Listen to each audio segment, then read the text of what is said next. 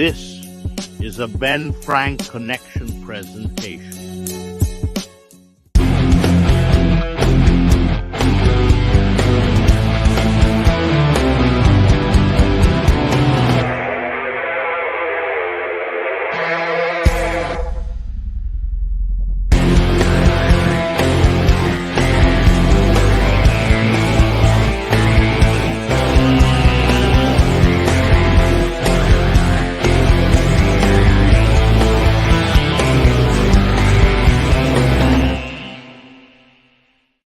What is going on, everybody? We are here for another episode of Hangout with ABJ for AEW Dynamite. Oh, I guess I should probably get it ready and turn it on my screen here. I was looking at Xbox games before we went live. Man, we got some cool stuff coming up. I actually just got some pretty exciting video game streams coming up. I know I haven't done one in a minute, but they are coming back. I promise. Mania Week is coming. It's been crazy and hectic. Content wise, a lot of changes. I know there's always changes, but it's not always for the bad thing. It's for good. And I'm just kind of finding myself as a content person. I'm really enjoying the horror movie stuff. I'm enjoying that, but I feel like my goals and my passions are interviewing and hearing and talking to people. But I honestly don't think a lot of people appreciate or value the interview as much as I do, and not so much from a listening standpoint, but I think sometimes the guest, right? So I think the interview is going to become more of an exclusivity, right? So like if you sit down and I do a long interview with you, I think it's going to be more or less on the terms or the basis of like it's a mutual thing, right? Like you are passionate about yourself or what your story is or who you are as a person, instead of more or less like, oh, I'm just doing another a wrestling podcast and I do all the wrestling podcasts. I think I want to stand out and I want to be different. So some of the stuff you see on the ABJ podcast might be more movie reviews, or it might be just solo episodes of me and I come up with a topic of something I just want to talk about, and it may be 20-30 minutes of just just hearing me ramble. You know what I mean? So I don't know, I'm just trying some new things out. I really want to stand on my own as the brand, and not so much as who my guest is going to be. But I do have some amazing guests coming up, and I am still very, very excited about hearing people's stories and talk about those stories. Out currently, just happened yesterday. Not Cool in High School episode 2, but it's actually episode 123, but the second edition of Not Cool in High School Horror with Evil Dead Rides with my buddy Charles Moran and Horror Prince was a lot of fun. Had a blast with that. More episodes coming with Charles very, very soon. Tomorrow, I'll be live with TikTok, YouTube, Instagram, you name it. Internet sensation Dante Elizabeth James. I'm super excited. They are one of the most entertaining people on the internet when it comes to what they do and how they portray themselves or how they put themselves out there, and just very interesting of how they've made their content work for them, and they're not playing a character or playing a gimmick. They are just unapologetically them, and I fucking love it, and I cannot wait to pick Dante's brain. Then this Sunday, we wrap up this month of April with the history of Dusty Rhodes, the American Dream, baby. Will Cody finish the story, and what does this story entail? Well, we'll cover all of that and more when it comes to this Sunday at Tornado Tag with myself and BP. I don't have a graphic, but Tuesday's episode will be pre-recorded. It will be myself, Parm from the Opinion City podcast, and my little brother, Captain Butters, will be sitting down. Hopefully we can get all three of us together, and we're going to be doing a review of West Side Gun's album, Hall and Nash 2. Learn a little bit about West Side Gun, because myself and Parm and Lily will be meeting and hanging out with West Side Gun alongside of a lot of other talented people at Suplex Vintage Wrestling that Saturday for WrestleMania Night 1 for the Suplex Mania block party. Super pumped for that one. And then the same week of WrestleMania, Thursday, well, I'll be there. Labor of Love Wednesday and Thursday, Suplex Saturday, and maybe the Worldwide Dojo Sunday. I'm still trying to figure all that out. But Thursday will be another pre-recorded episode because I will be out and about, and that will be Mark Soares of the Kryptonaut podcast. This one was a lot of fun. I cannot wait for people to watch it. So awesome content coming there. And then 5 Questions with ABJ just dropped today. Journey Burke Esquire on 5 Questions with ABJ. Dropping on Friday will be Brew Vallon. Look at that hair. What a stud. And then No spoilers on this one. We're going to swing back on Monday with Al De Niro. And then Wednesday, and Al De Niro will wrap up all of our episodes that were recorded at Worldwide Dojo in conjunction with High Tension Wrestling when they filmed their production stuff there. And then we're going to swing over to PPW in Slatington, Pennsylvania, the Slatington Expo Center, and we're going to kick it off with Danny Moe of the Neon Blondes, the PPW Women's Champion. And then we're going to swing over on Friday, and we're going to touch base with another champion over on PPW, and that's going to be Dio Bando. So that's 2 weeks worth of content coming at you from the ABJ side of things. So it's very, very exciting. I'm very pumped for that. I don't know what's going on for AEW tonight, so let's figure that out. But before we do, let's talk about some memberships. We got some memberships over here on the YouTube side of things, and I want to thank my tag team champions, Lily and James K. Lily from Witchcraft by Lily and James from Addictedly Speaking podcast. Our mid-card champions, James M., CJ, DM, Andrea, Adam, Inspector Todd, BR, Steven Chambers, Devin the Tribal Chief, Anastasia, Captain Butters, which is Austin, Danny Frederick, Raz, Ryan Vox, Kai, Adam the Guy, and Pete DeLong. And there's some of you that are like, wait a second, I didn't sign up for a membership. Well, we do gift memberships for a month, and I'm allowed to personally give away 10. And then Freak Maniac has been giving away a shit ton. My little brother gave away one. So a lot of you have become members for a free month, whether you're here or not, whether you know you have it or not, because of gifted memberships. And that's pretty cool that people are able to do so.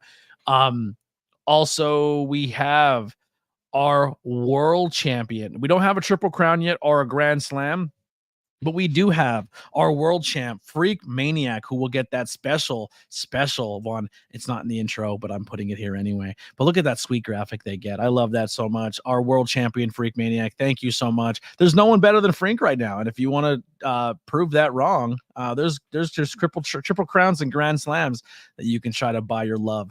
Anyway, we do have some merchandise available as well. So Mania merch is still available. You can grab that ABJ podcast in green, or you can get that Liberty Bell logo. And also, big announcement, I will be doing commentary once again at New Ground Pro Wrestling, or New Era Pro Wrestling, over at North Pocono High School at Saturday, April 20th.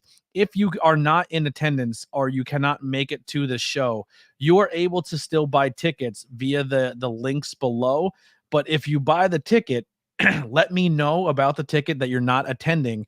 I will then let the promotion know that is under your name, and then that ticket will be gifted to someone at the door as a freebie, courtesy of the ABJ content. So if you guys are willing to do that, that is an option you can do. I think that's all we got when it comes to the business side of things and things we're going to cover and talk about. Who knows who's popping in tonight? We don't. It is open for anyone who wants to jump in and come hang out. If you have something you want to promote, something you want to get over, you just want to come talk wrestling with ABJ, you want to be on the ABJ podcast, but maybe you don't know how to go about it, come hang out during a live stream. And that's the best way to do it. These are open forums to everybody. And I'm going to tell you something right now. There is talks where these hangouts might go away.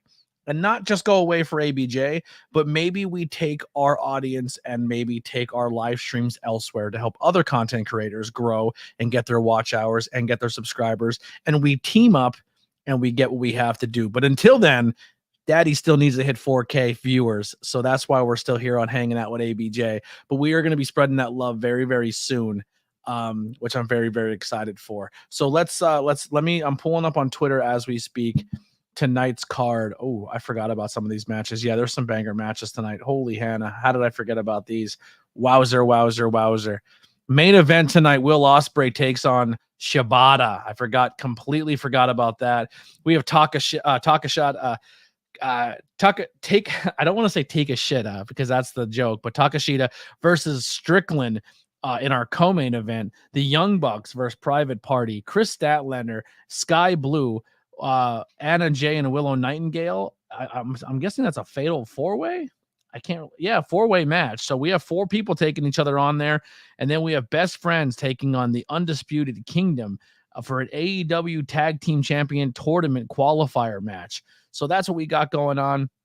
Mercedes Monet will be ringside for that fatal four-way to find out, I guess, who goes where when it comes to that TNT championship. So we have a lot of exciting things going on. Let's check out the chat. We have Alex over here on Twitch saying what's going on. Kai is here. Last Week in Wrestling podcast, hanging out with us. They are also live, so make sure you go check out their stream. Lily's here. I think she's still fucking around in the Discord, to be honest with you. The people still over in that Discord hanging out when they should be here live. I'm going to go and start laying some spankings out. But anyway, and then we got Mick here. Mick's in the chat. What's going on, Mick? But excited for everyone to hang out. Maybe we'll have some Opinion City guys join in. Maybe the Jabroni, maybe the King. Who knows? We'll see how it goes. I haven't seen Adam in a while. Hopefully Adam stops by. That's always a pleasure when Adam comes by to hang out. But yeah, man, I'm pumped. Things are looking up. Things are looking good. It is some shit going on. Obviously, the fucking cat got out again, so that was a whole ordeal. So maybe at some point tonight, maybe I sneak away and just go downstairs and see if the cat's sitting there. But yeah, so maybe we'll kind of segue into that at some point. I do have a guest. Not a full podcast interview guest spot, but something that I want to maybe have someone join in and have a conversation with me tonight. So maybe that'll happen tonight. Who knows? Something I've been kind of excited for. So I'm going to be honest. I hope it does happen. I'd be really excited. I'm doing okay.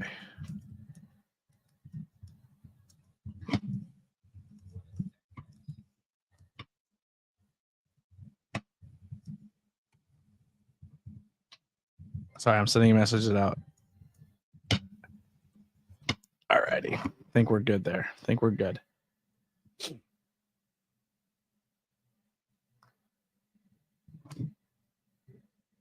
Ooh, all right. I think we do have a guest tonight. That's exciting. Ooh. All right. All right, I'm pumped. If they pop in, I'm gonna mark out a little bit. We might have a little impromptu interview tonight during AEW. So if we don't talk about what's happening on TV, don't get upset. But this is cool. I'm pumped for this. I hope this actually happens. We'll see how it goes. Maybe a prelude to a full interview in the future. But all I'm gonna say is it would be an independent wrestler that I don't know much about. I don't know much about their talent, their skills, what they do in the ring. All I know is they got a great last name. And I can't wait to talk to them. And I don't know if it's their actual last name or if it's their gimmick last name. But we'll see. We'll see how it goes. What do we got on? Will Ospreay coming in right away. What the hell is she doing backstage? Is she stopping in? Is this what's happening? Give me a thumbs up if you're actually coming in, or what are you doing here? Are you watching this way from the backstage, or do you want to come in and say something? Give me a thumbs up if you want to come in on your camera. I'm talking to you backstage, Lily. She can't hear me. Oh, okay, she does. All right. What do you want? I just wanted you to know that Team Canva is working really difficult, but we are both sitting here still supporting you. We are both watching you on YouTube and working on stuff for Ben Frank Connect, for the ABJ podcast, for Opinion City, and for Witchcraft. Listen, this is why he's stuck in Team Canva and not Team Content. We're live, baby. I'm moving and shaking here, doing baby. Big things. And you're live, baby. We are working super hard behind the scenes to support you. Crazy. Tell him to get in this goddamn live stream. I have a possible interview coming up here very soon, so very excited. Tell him yourself. F you jabroni. You guys are fired. Get out of here. He'll be there momentarily. All right, bye-bye. All right, that was Lily. She's not here with me at the moment. She's at home.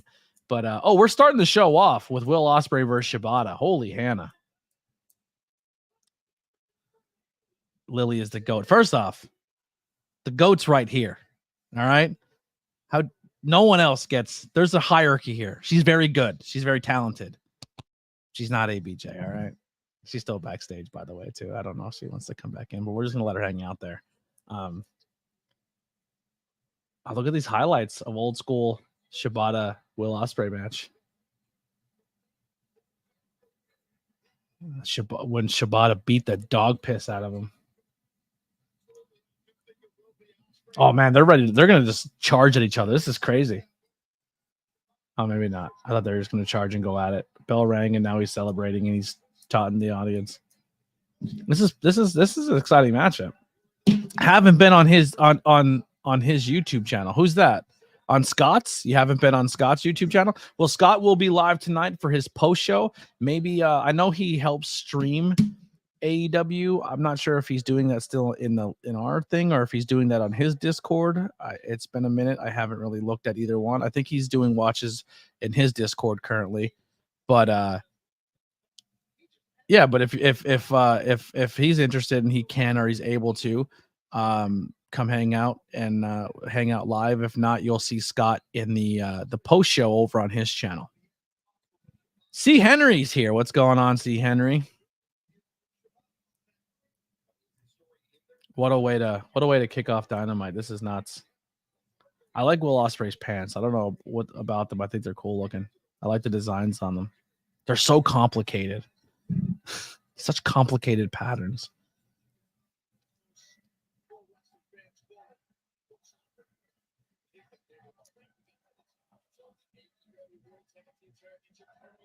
Oh, we have 2 qualifying matches. We got the Bucks and Private Party and the Best Friends versus United Kingdom going for the AEW Tag Team Championships all tonight, are going for the tournament. Oh, that makes sense. Okay, winner gets a TBS title shot. Sky Blue, Willow, Chris Statlander, and Anna Jay all in action tonight.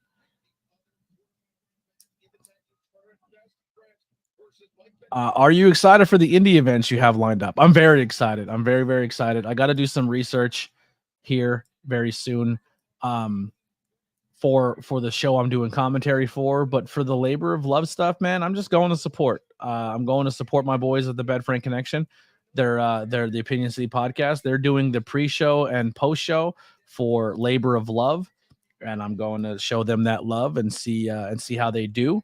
And just kind of hang out in the shadows. And maybe I'll record some 5 questions while I'm there. Maybe get some WrestleMania weekend 5 questions. Because I want to be honest, man.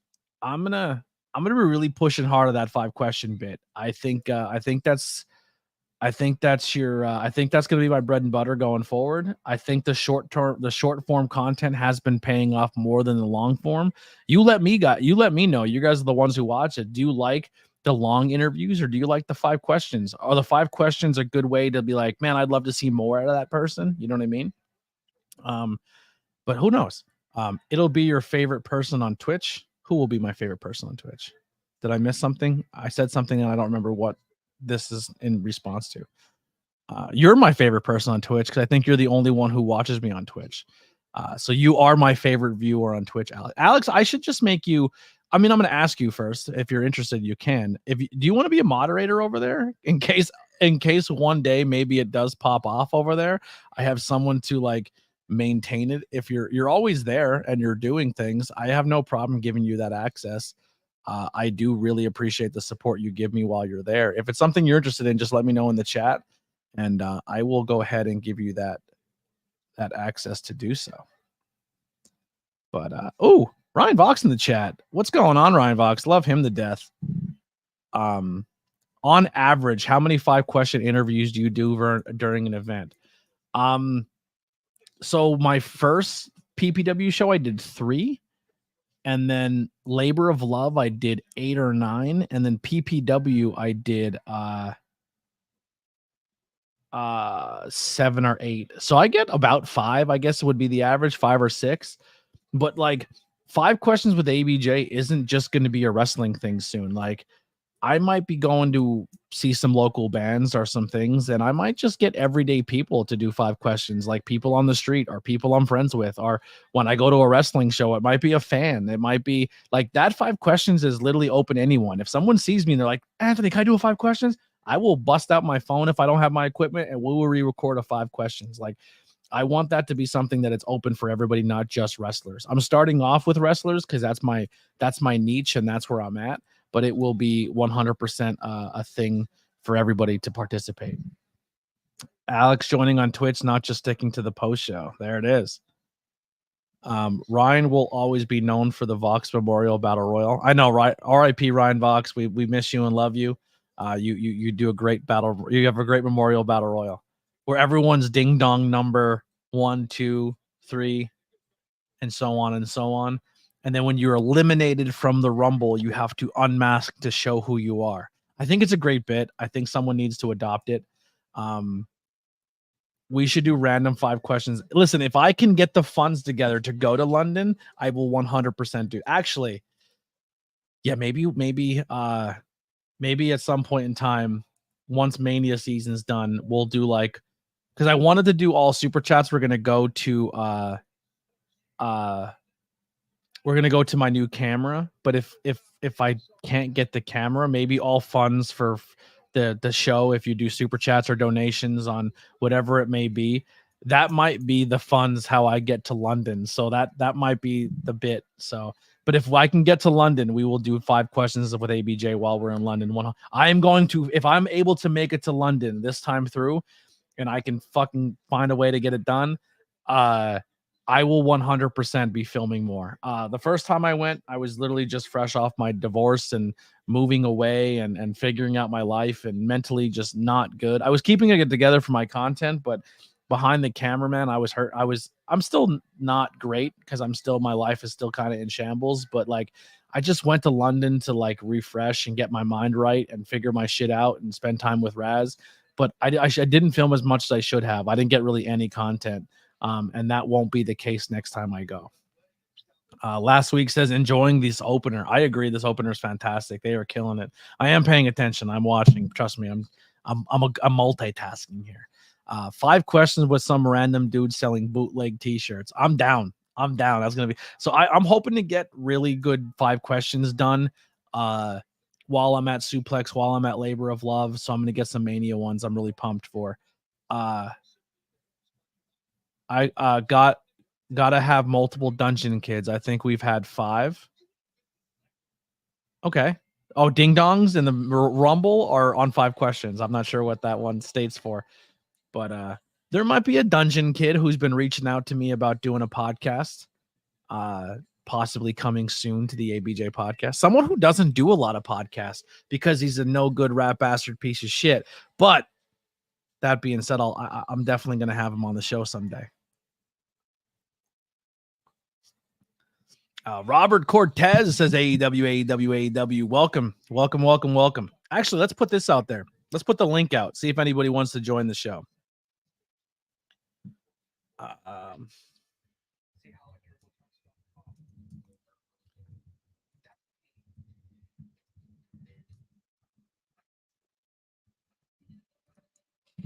There it is. Discord has been popping off. We have a lot of people jumping in that Discord and hanging out. Very, very excited about that. I gotta watch this Willy Wonka movie. That might coming soon. I'll tell you this right now. It might just be you know exactly who I'm talking about. Don't talk about my son like that. That no good rat bastard piece of shit.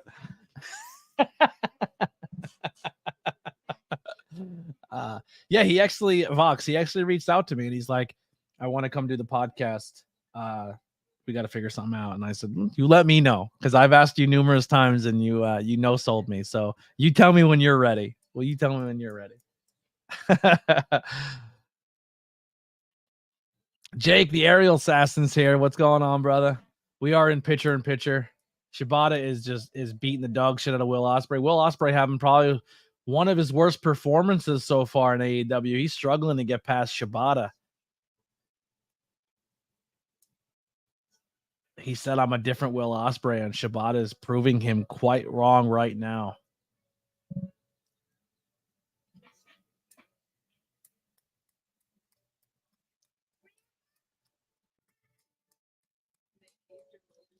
I feel like there's something going on this. Oh yeah, I was invited to go to a bar this weekend for a show. I might go to that and go record content. But I'll help with that. He's not great with technology. Yeah, he's not good at really anything. Like I said, he's horrible. He's just horrible at everything, you know. He's good looking though. He's a good looking kid. Great looking kid. But God, he's terrible at everything else. Terrible personality. terrible charisma. Just good looking. That's all he's got. He's got looks, you know. He's no Matt Quay. He's no Matt Quay. You know, that kid's going somewhere. That Matt Quay kid. It's gonna be a great interview. Might be my first full in character. No, Ricky Price was kind of in character, out of character, but it will probably be my first like full kayfabe ish interview. It's not very hard for that guy to play kayfabe because he is who he is, you know. Did you get a chance to check out Rev Pro or any other wrestling events while you were in London? I went to a Progress and Defy show when I was over there. I had a friend of mine who works for Progress, was able to put me on the guest list, and I was invited to go to a show while I was over there, and I was given free access, which is kind of dope that I was able to go across to a different country and get free tickets to a wrestling show. It was sick. So I went to those two shows, and they were really, really fun. Let me send a text real quick. I gotta get confirmation on something before I open my dumb mouth.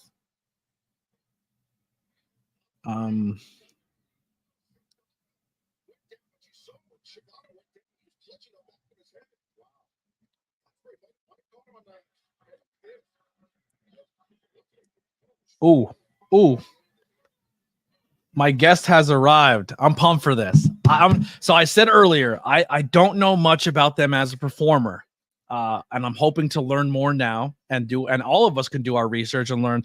But the best thing about this person, great last name, probably the best last name in the business. You know what I mean? So let's bring it in. Let's bring in here. Let me make sure I got the moniker right. I believe I got it on lock here. The Violent Gentleman, if I'm not mistaken. Yes, the Violent Gentleman, Miles Blackwell. Good evening. How are you today? Oh my God, we're already off to a great start. There's a Union Jack going on in the background. We got Funko Pops. The name two Blackwells in the same room. We can't go wrong. You know, as Larry David would say, it's kismet. Yeah. Oh man. So we met via Twitter, kind of through exchange. I think someone tweeted one of my things out, and you retweeted and said, "I'll follow this guy just because he has a great last name." And then from there, I was like, "I'd love to learn more about you." Awesome. Yeah. I mean, you got off to a great start with the last name, man. It's something that's, it's not given to all, to everyone. I feel like it's, fate chooses your last name for you. So you're destined for greatness. And, I can already tell by your background, you got the luchador in the background with the, that's my Lindsay mask, on my unfinished team mascot that we're working on. It'll get there. I mean, we're all working on something, right? Yeah. So I don't have the flag, but I do have a scarf. When I was in London, I went to Wembley Stadium. I got to knock off my bucket list to be at Wembley, which was awesome. The funny thing about the Union Jack, which technically it's a Union Jack if it's on a boat, it's a Union flag if it's not. But you call it in the States, you call it a Union flag, and people think Civil War and all that tackle. But I had bought it because I was going to use it as part of my entrance. And it just never materialized. So I had it hanging up in the background from when I was doing podcasts, but then the Funkos and, my pictures and, my prized possession, which is my Nigel McGuinness action figure. Not a lot of people got that one. I didn't want to cover it up. So is that a Piper They Live on the over the other shoulder? No, you're talking about the figure. No, I've got, yes, up top. Yeah, I got Piper They Live, and then I've got one on the bottom there, and then the then known as Aleister Black in the middle. Love that. So how long have you been in the business, and how long you been wrestling? Actually a very short time, man. I kind of took the DDP route and started right about the time I was 35 years old. Wow. Right. It was actually I've been in the States for the majority of my life. I come over here for wrestling. My father, just to give you a quick backstory, my father's last name is not Blackwell, but my mother's is, so I took that moniker. But anyways, my father was in the American military and was overseas, stationed at a base called Menwith Hill. It's a Royal Air Force base that allows American soldiers there. And he met my mother, and some years later, I'm a child. I'm super small, and I come to the States. So I've been in the States the majority of my life. British mother, American father. But whenever I started wrestling, the promotion that I wrestle for is very old school, and old school wrestling fans, especially from the 80s and all that, they love a foreign heel. Yeah. So they're like, we get it, you're, half British, your father's American and all that, but we're really going to lean in to the foreign heel, because even though it's an outdated trope, they wanted to do it. So I was like, all right, this is my ticket in, let's go. And, here we are. So I've been in the States for a long time, but I've only been wrestling since I was, I started training in August of 2020. Right. This is the pandemic was doing things, and the company that wrestle for, they weren't doing shows, but they were doing training sessions. A bit irresponsible, but I had to get my foot in the door. Right. I had to get my foot in the door. So the pandemic got me into pro wrestling more than ever. I learned how to do production. We were doing shows in backyards and filming it on YouTube. Like, gotta do what you gotta do sometimes. The best part about the whole thing was, during that summer is when the whole speaking out thing was getting really big. And, I had made a joke, like, hey, do I need to go to wrestling school so you guys have someone to root for or cheer that, is not a dirtbag, cheating on their wife, sexual deviant, all that tackle.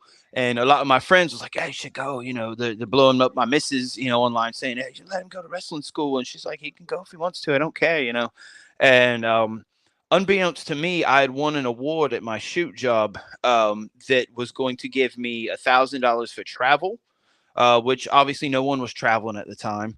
$1,000 towards education, or $1,000 towards health and wellness. And I convinced them to cut that check for wrestling school.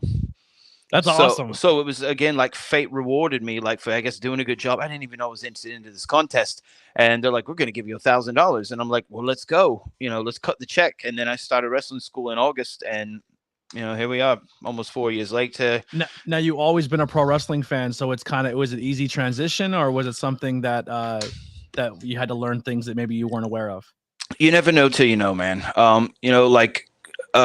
Peeking behind the curtain a bit, a lot of people don't realize in pro wrestling, unless you're overseas or in Mexico or something, a lot of what they do is they work like the left body part. They work the left arm, the left leg, unless there's a legitimate injury that they're trying to really showcase. And that was something I wasn't aware of. And I've always felt that I had a great knowledge of the business and wrestling, but boy, was I wrong, man. Like, there's so much that's stuff. A great insight, because there's that's a question I don't ask all the time, and maybe I should put it in my arsenal, because it's like, well, what was the one thing that you thought? Because everyone thinks they're a smart mark, right? And like, oh, I've been watching since I'm a kid, I figured out, like, the tag when their hands like this, or when it's like this, you know what I mean? And you're saying yours was working the left side. Mine was, I didn't realize how crucial a referee was. Like, how referees communicate and talk, and like, they're not just there to play a character, they're legit refereeing, but also, like, there's a lot involved with that role. Like, they're really good at what they do. Correct. I've worked some indie shows where it was like, I know this guy's never refereed before, man. I know this is his first gig, or if it's not, he's just terrible. But one of the things was, it was a couple months ago, we actually had Scott Armstrong do a seminar, and it was just, wasn't referee based necessarily, it was just pro wrestling based, and he was just talking about telling stories about the referee needs to be there but not be there. He's old school, so he's a big fan of the referee not being a character in the match, but just kind of officiating. And he told a story about where his earpiece went out, and they were trying to time out a pay-per-view before the network days. And if they went over, then WWE would have to actually pay like $100,000 for every 5 minutes they went over on the pay-per-view. And it was, I want to say it was Edge versus, I forget who it was. It was a main event. And he didn't know how much time was left because his earpiece died. So at a certain point, the timekeeper was holding up a poster with how many minutes was left in the match, for them to take it home. There's so much stuff that just goes on that you're like, I had no idea, on a level that big, I've already had a situation where at a show where they couldn't get a time cue to a ref, or backstage they wanted to cut it shorter because the match wasn't going the greatest. So they're like, yo, there's a jacket sitting ringside. Go get the jacket and tell the ref to shave 5 off. And I was like, got you. Or go to the ring, grab a jacket, and tell them to bring it home. And I'm like, I got you. Like, yeah, it's crazy how there's all those different those tropes. Now, one of the questions in the chat here is do you have dual citizenship? Yeah, I mean, the whole grandfathered in thing, the Dreamer Act or whatever they had. I've been in the States forever. I mean, to be honest with you, like breaking kayfabe a bit here, I know less about England than I do about the States. Gotcha. Am I allowed to curse on here? No. Absolutely. Yeah. Okay. Yeah. I mean, it's like I know the Tories are cunts and all that tackle, but aside from that, I know more about American politics. I'm not really voting in the elections or anything, but I know more about American politics and just what goes on here more than anything because I've been over here the majority of my life. Even so much so that we always laugh about like one day I'm going to have that Kofi moment because I've been here so long, surrounded by Americans. I'm wrestling out of Florida more than anywhere that the accent is muddled as hell, man. So there's certain things that like I'll say and I'll like watch. I always watch interviews back and promos back. Like, what can I do better? And I'll go, oh my God, that word sounded so country. It sounded so American, and it sucks. You just feel like you're losing your identity a bit. So I have a friend who lived in Northeast Pennsylvania because that's where I'm based out of, and he moved to the UK, and I went to go visit him when I was out there, and I've never heard him with a British accent like until we talked over the phone the one time. I was like, oh my God, dude, you're turning British. He's like, I know, mate. I can't figure like he's like sound like you're talking to Osprey. But and then when I went over there, we were hanging out for like 15-20 minutes, and he was bouncing back and forth between Northeast PA and London because he was talking to me, and he's like, what is going on with my voice? There's an old interview with Steve Austin. His ex-wife, his ex-missus was British and took their daughters over there, when they split up. And he said, in the Steve Austin voice, my daughter sounded like me.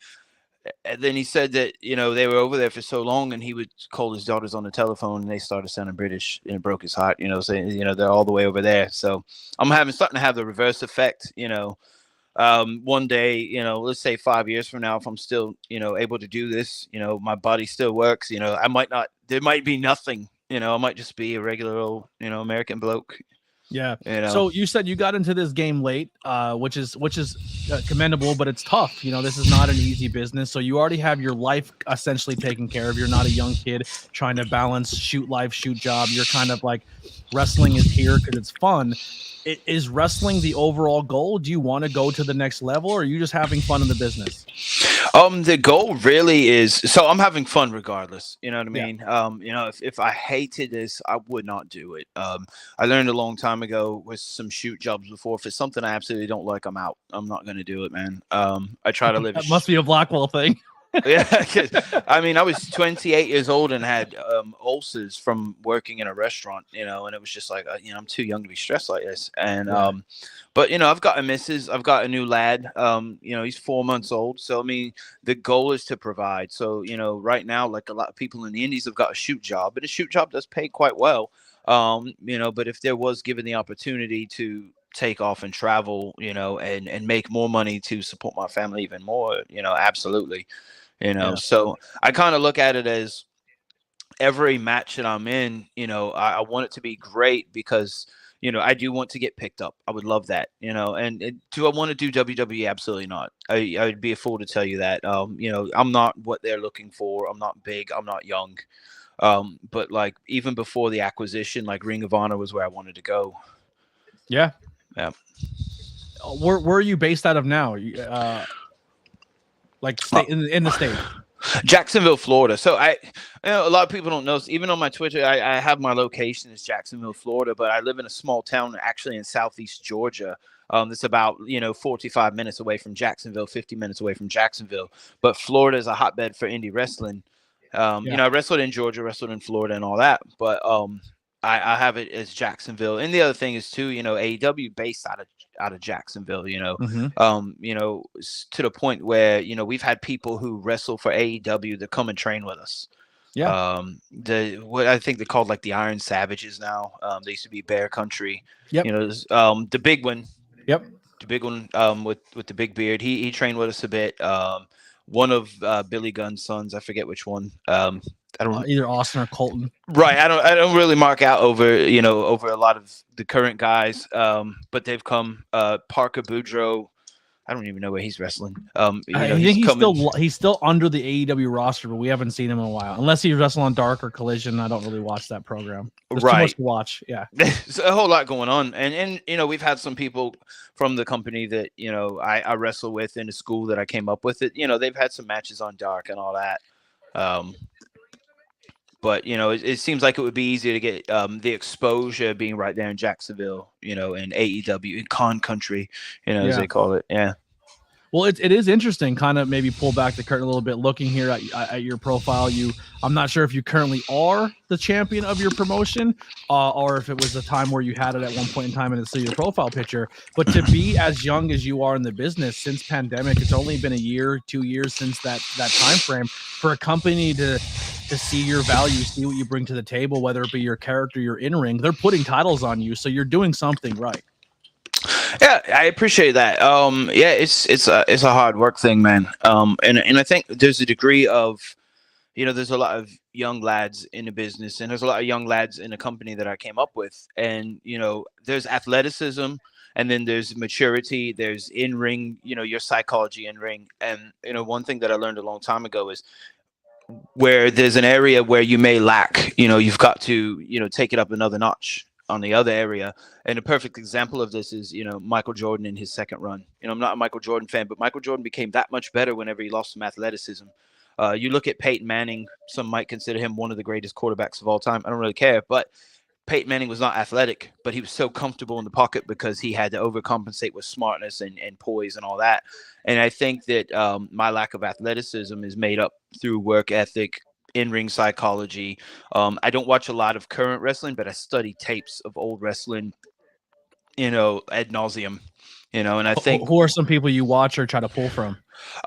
It's how British of me, but Nigel McGuinness was someone that I never paid attention to him until I want to say like December of 2022. I knew of him as a commentator and all that.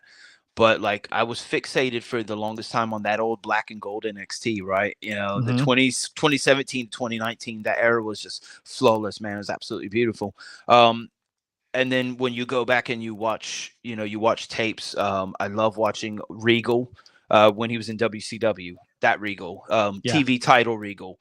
Yep. I mean, they put the title on this guy for like a year, the TV title. That era, more modern. I love Pete Dunne. His whole, the whole bruiserweight. Like, I'm not a big guy, but I'm going to hurt people. I'd be lying to you if I said I didn't enjoy CM Punk, Dean Malenko, Owen Hart, some of them. I think the only wrestler that I've ever liked that's kind of a body guy was Razor Ramon Scott Hall. Yeah. Oh my God. We're like synced up right here. I love this. Yeah. Yeah, man. Ryan Vox in the chat, also a wrestler himself. Now he's doing more of a commissioner role, but he debuted at 33. So I think he said starting late for him helped his mindset out a lot as well. Yeah, I agree. The only thing is, they always say like this is not an old man's game, and I would be lying if I said I wasn't in pain 90% of the time. Recently I've been dealing with a tilted pelvis. The doctor told me that my disc was fried. That was his exact words. So I've been dealing with a lot of pain, and it has slowed me down a little bit over my last couple of matches. Tilted pelvis, pinched nerves, bone spurs, all that on my spine. In addition to I've had bad knees from playing sports years before wrestling. So, I probably go through about 2-3 rolls of tape every week when you involve training and shows and all that. Yeah. So if someone who's never seen a Violent Gentleman match, where would you think you stand out as a character, as a performer or as a character? Is it more the crowd work and what you pull out of people, or is it your technicality side with maybe submissions or just striking, or what would it be? So the Violent Gentleman thing, the funny thing about this was, so I had this idea for this gimmick of the Violent Gentleman. And originally it was going to be almost sort of like, remember the Vaudevillains, something like that, but not cartoony and campy and all that. It turns out there is a clothing line. It's a hockey clothing line. It's called Violent Gentleman Hockey Club. And I found that out after I've already made my debut, got gear made and all that, had this Twitter account and all that. And I'm like, I'm not changing it. Right. And then a couple of years later, through another friend who does a podcast in the UK, they have a faction over there called the Violent Gentleman Society. So I'm like, we have my a God. Violent Gentleman wrestler up here as well. He's the Violent Gentleman, Victor Benjamin, and he does a lot with Bloodsport and stuff. That is the Savage Gentleman. Savage Gentleman, you're right, correct. Yeah. We follow each other because of the gentleman thing, I guess. And there's actually this him and his wife are very talented. They're out of Pittsburgh. Lady Frost, phenomenal, she's so good. Yeah, phenomenal. And the thing is, there was a guy on Twitter that he's a bit of a troll, man. He's crazy. He blocks people constantly. He's weird. He's a weird guy. I don't even remember his username, but like he's harassing people and all that. Well, he thought I was Victor Benjamin a couple of years ago, and I'm like, how? Because then my hair was down to the middle of my back. I've got no abs. Victor's got like 16 abs, even though he eats peanut butter all day long. Yeah. So, anyways, sorry. I get derailed easy. So the idea of the Violent Gentleman was this this duality, right?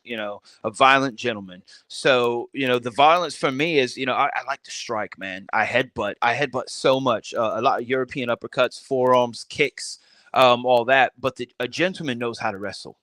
So whenever the time calls for it or warrants it, that's when I'm doing the technical stuff. I can find a body part and work it until, you're ready to just take it home, but I like striking more than anything. And I think more so that's where the violent part comes in. I've already in my mind booked you in a match that I want to see, because there's another wrestler up here out of the New York area that's the same way. He's the most creative and most talented limb technician I've ever seen in my life. He goes by Prince Ahmed. He's trained out of by Johnny Rods up in Gleason's gym out of New York. He's literally shoot from the Middle East, like came over here to chase his dream as wrestling, but he'll hit you with an arm submission, and then every single thing he does the rest of the match is only on that arm. Like he's only working, like he's locked in. He's so crafty. He's so good. What's his name again? What was that? Prince Ahmed. Is he on the old Bird app? Yes. Yeah, he's on everything. Yep. I'm going to look him up. Yeah, he's fantastic. I've had him on the show a couple times. He actually gave me, because he's very serious about his character. He's old school like you, and he was. I'm one of two podcasts he's done out of character. Oh, that's awesome. Yeah, he's a really good guy. There's a few people in the indies that kind of have that same skill set, that same the same move set, or the same approach that. Man, like if there was a way to get in a ring with him, I'm on it. I'm just waiting. Yeah. If you ever start getting any work up here on the Northeast, let me know. I'd love to come out and support. I mean, people watching this right now are all over the country. We have people down south, Northeast, Australia, London, everywhere. But yeah, man, I appreciate you following and retweeting my stuff. That means a lot. I'd love to have you down for a full interview one day. We'll have to work that out. But even just jumping on here tonight, I know you said you have a family and things going on, but I appreciate you coming through. It's funny, man. You're saying I get derailed easy, and then the way your mind thing. Dude, it's the Blackwell thing. I 100%. It's a Blackwell thing. Yeah. Have you ever learned anything about the Blackwell name, like where it origins or anything like that? No. Again, I get derailed easy. I have a hard time focusing. Yeah, it's definitely ADHD. It's definitely an English name, like an English sheep herder or something like that. I think if you look at it, I always thought it was German, but it's actually English. Yeah. I don't know, man. Yeah. I appreciate you having me on. It was funny because so my lad, he goes to bed around 8:00 Eastern time, Yeah. And I got off the shoot job. We go around the walk on the neighborhood, just kind of take a walk and just get out, get fresh air and all that. And we're getting him ready for his his bath time and all that. And I check my phone and I see your message, and I'm like, man, I've dipped on this guy too many times, because you're like, hey, you don't want to come through. You want to come through? I'm like, yeah, I want to come through. And bath time sometimes is a bit volatile because he's sleepy and all that, and you're like, why am I getting dominated by this little 13-pound thing? Yeah. And I looked at my missus. I was like, look, I really got to go. I got to do this. I got to do this this podcast. I got to drop in. And I'm just like, yeah, go. I've got it. You know, Well, she's tell in the there. family and the missus I appreciate, and you, I appreciate your time coming on. I won't keep you too long, but everybody, here is Miles's Twitter account. Make sure everyone goes and follows that right this second and support him and his journey in this business. And man, anytime this platform is open, just drop in. I always have the link open for people to come in and hang out. Oh, yeah, fantastic, man. Yeah, it was a blast. I'll definitely tell her, man. She's, you know, honestly, there's no way I could do this without her. And she was the one that was really like, do it, man. You know, I mean, you've talked about it, you know, when we first got together, you know, we've been together for almost a decade now. And, you know, she said when we first got together, you told me that's what you want to do. You want to be a wrestler, you know, and you want to take the time out and do that. And, you know, she has, when I tell you, like, it's not easy being with someone in the business at any level, whether it's, you know, you're driving an hour to a show or you're driving across the country or flying across the country. And nobody, I think, better communicates that than if you ever listen to the old podcast that had Dax Hardwood on there, you know, talking about his family and all that. And, you know, this job without a supportive partner is not, it has a short shelf life. You know what I mean? Yeah, it's not the bumps and the bruises that are going to take you out. It's your mental aspect, because either loneliness or losing that stability at home when you're not getting beat up. Yeah, I mean, when I first started training, man, it was like a couple days, and I'm not trying to ramble on, so I mean, you could cut me off anytime. You're good. You know, it was like 2 weeks before. Like I said, it was 2 weeks before my 35th birthday, and you know, I trained the day before my birthday, and they had a party for me at like the local pub. You know, I don't drink or anything now, but back then, you know, I was drinking. And we were playing darts and all that tackle, and I couldn't even pick up my own darts, man. I couldn't bend over. It was in so much pain. And she was like, look, you know, this is your dream. I want to support it, but I know I'm also having to help you out of bed. Are you sure you want to do this? And I was like, I do. And she goes, that's it. That's all I need to know. Let's go. I was in the same boat with injuries, and not from wrestling, just from sports, and just finding out I have some bad genetics when it comes to joint pain. But I switched over to the green, and I'm going to tell you right now, it was the greatest thing that ever happened. I haven't touched a pain pill in 5 years. I take a couple hits of the devil's Levis, and I'm good to go, you know? Yeah, ibuprofen is about it for me, but I've recently got on like a regimen of vitamins, and you know, there's you know, the back pain it's been really bad the last month or so, you know. You do yoga? I do every morning. Yep. I'm a creature of habit. You know, I get up about 5:30 in the morning. My gym is about 5 minutes away, so I go to the gym. I sit in a hydro chair for 10 minutes. I do yoga and stretch for about 15, and then I do whatever my workout is, whether it's, you know, weights or cardio or what have you, every single day.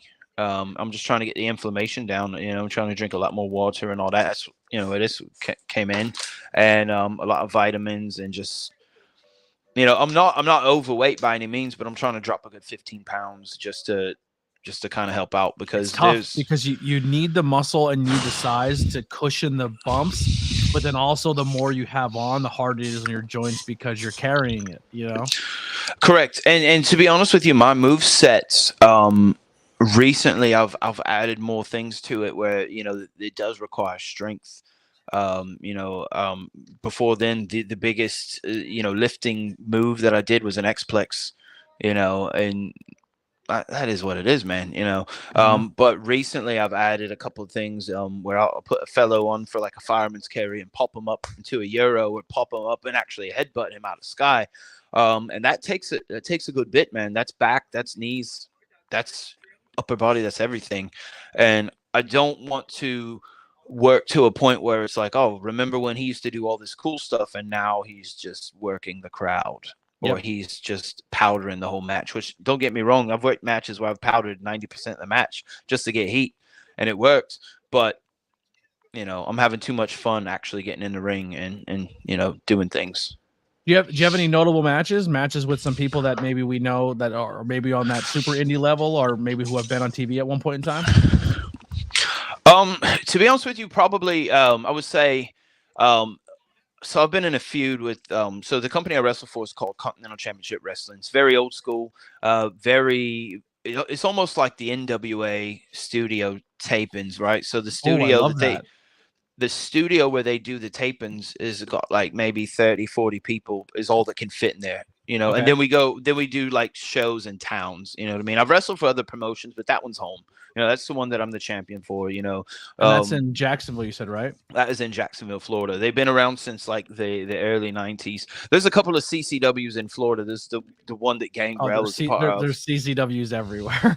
Correct. Yeah. Right. And it's Continental Championship Wrestling. And so I've been in a feud with off and on with a guy named the Machine Bryce Maddox. And this guy, he is the opposite of me. Like everyone says I'm the anti-Bryce, you know, because he's, you know, all-American athlete, junior Olympic gold medalist, played football for American football for Jacksonville University until they shut that program down. He's, you know, he's a body guy. He's a John Cena, you know, for lack of a better word, you know, and I'm the opposite, you know. I'm this skinny fat kid covered in tattoos, and you know, I'm not all-American. I'm half American, right? And we've had a feud since he came in. We were feuding over a mid-card title called the Southern States title. Okay. And him and I had a 2 out of 3 falls match. I want to say it was, hold on, I can tell you the exact date of it. August 27th is when it was. I got the little flyer back there framed because I was as the company saw it, my first legit title win. I had the title in my possession for a long time. They said I stole it. I've never done anything about it. Yeah, what do they know, right? Who would they ever beat? So we had a 2 out of 3 falls match in his hometown. And it was an indie show, of course, you know, but it was about 400 people there. Nice. And it was hot, man. And that, to me, character-wise, match-wise, just knowing that you have that crowd in the palm of your hand, that was, to me, that's my favorite match that I've ever been a part of. Is it my best technical match? No. But as far as just, it's a lovely match, man. I love it. 2 out of 3 falls. And I would love to experience the Florida scene when it comes to pro wrestling. So like, I feel maybe a little blessed or a little biased from being the Northeast, because like most of the stuff you watch on TV now, or the who's who of who's on TV, all came out of the Northeast, PA, Jersey, New York, Ohio area. So it's just like especially AEW, it's all like former Chikara, ROH, NXT, like all of those people who came from that whole system. So it's really exciting in this area right now, because there's every weekend there's 15 indie shows within an hour drive that I can go to and support and see some top class independent wrestling. And I feel like Florida and that area is kind of in that same boat, but like your headquarters is right there for everything that you want to be. You know what I mean? Like between NXT or AEW is all there. Correct. Yeah, I mean, so one of the main wrestlers that I've loved to get in the ring with, and like, you know, I've kind of like, you know, messaged him on the Bird app and all that, but it just hasn't lined up really, and is Kevin Blackwood. He's one of those Buffalo kids. And the fun fact is he actually designed my very first logo. I don't really use it much on anything. It's just, it's a taped up, it's 2 taped up fists holding a teacup, you know, and it's got the little Union Jack flag on the tag of the tea bag and all that. But I would love to get in the ring with him, because his style is kind of the same. Like you watch him, he's a lot of strikes, but he's a great grappler. You know what I mean? And I'm not sure where this one's from, but Kevin Koo is another one. Okay. He's part of a tag team called Violence is Forever, and it has nothing to do with the violence part. It's just a great wrestler, man. Did you ever mix it up with some old ROH guys? Like I know like Cheeseburger's still on the scene, Delirious is still out there. Like there's a lot of those old ROH names that are still flying around. You know, I'll go with anyone, you know, to be honest with you. I think the closest, probably the most well-known person on kind of the independent scene that I've even interacted with at a wrestling show was Nasty Leroy. Oh my God. Nasty Leroy is usually in these chats all the time. We were doing like some show in Ocilla, Georgia, and he just walks in the locker room and yells, "It's nasty time." And he wasn't even booked for the show. He didn't do nothing. Yeah, like, he's awesome. He just watched from the crowd, but he was just like, I was like, "Oh, it's Nasty Leroy," you know. He pulled a gun on someone at one time. It's like normally you'd have to pay $5 on Cameo to speak with you, but here you are for free. Yeah, this is great. This is great. Yeah, he like lives in my Discord. He's very supportive, man. If he sees or he knows you're talented or sees your love for the business, he'll support you and he'll put you over and tweet you on social media and try to do his best to get your name out there. He's a good guy. He's a good guy. But nasty Leroy, yeah, nasty Leroy. Yeah. He calls everyone rat bastards. If you're a bad guy, you're a rat bastard. So he might, if he remembers you, he might say you're a rat bastard. Well, last time he saw me, like I said, my beard was about 6 inches longer. So was my hair was about a foot longer. I just one day was over it and it's like, let me cut it off and grow it all back. And yeah, I don't look the same. Yeah, my hair's probably down to my chest at this point too. I have it all up. Yeah. Well, what it was, I had like the sides cut and then the back was long and down. And I realized other than wrestling, the actual shows, I always had it up, The one dude from Private Party just took a really nasty front flip bump off the top rope, almost like a 450, but he landed right on his tailbone. That sounds terrible. Yeah, those House of Glory kids are crazy. Who are they going up against? Right now, it's a match between the Young Bucks and Private Party, and it's the first tag team qualifier match. They're having that tag team tournament because Sting and Darby relinquished the titles with the vacated titles. Yeah. Now you said a lot like the AEW side of things. Like, is there a promotion if you do watch modern wrestling like you prefer over another? Wow. So one of my top guys is Punk. So it's really, really hard to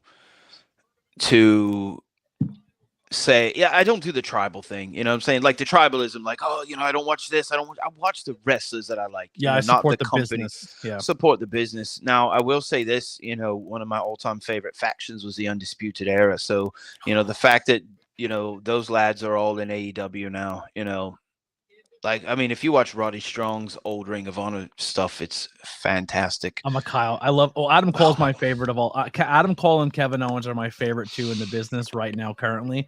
But I love Kyle as well. Roddy's awesome. I got to hang out with Bobby Fish for a day at a show. I did commentary at a show he was at, and then they used to have me do the meet and greet. So I would sit with the talent for the meet and greet. So I got to hang out with him for like 8 hours. It was awesome. I met him once. Yeah, he's a fun conversation. Not with me. He was kind of a dick to me, but I wasn't wrestling then. It was, Adam Cole was probably the nicest person I've ever met in my life. That's a Pennsylvania boy. I know he bills himself from Panama City, but he's a Lancaster, Pennsylvania guy. Don't let him lie to you. I was just a fan at the time. I wasn't even wrestling, and I went to like a NXT show, and he was a heel, but they had him for the meet and greet. I guess someone canceled or whatever, and I'm a little starstruck at that point, and he was just like, "Hello, I'm Adam," and I was like, "Yes, you are." Like, it was just like disarmed me completely. You know what I mean? And it's like, you're supposed to be a bad guy, but you're just so nice. Like, he's a great human being. He's a sweetheart, he plays man. Such a good heel. Yeah. I mean, if I had to prefer a company, I prefer AEW over WWE, but I watch all of it. I just think there's so much on AEW when it comes to like the youth, and what's coming up next is just really exciting. Like right now we're about to watch Takashita versus Swerve Strickland, and I think they're both magnificent performers. Like, yeah, Swerve has got such a major future ahead of him, man. I mean, he's done so much already, but he's one of the ones that, like, I would say right now in AEW is one of my favorites as well, just because his charisma and he's I don't want to say he's reinvented himself, but whenever he was in NXT, he was pencil thin, and he's put on some good size, and I like the way he carries himself. Yeah, I totally agree. Ryan Vox says, as a heel, I'd keep my hair tight in a ponytail, and obviously throughout the match it gets messed up and looks terrible. It was always easy heat. Yeah. Leon the King saying what's up. And then Broadcast says, Podcast and Gaming says, what's up, gentlemen? What's going on, Broadcast? Thank you for hanging out once again and stopping through. Make sure you guys go and support that channel as well, the Broadcast over on YouTube. But so without wrestling, I know you got your pops back there. I can't really tell exactly what pops they are or what they're inspired for, but if you're a Blackwell, then we're probably both very pop cultured inspired. So outside of wrestling, what else are you into? Music, television, video games?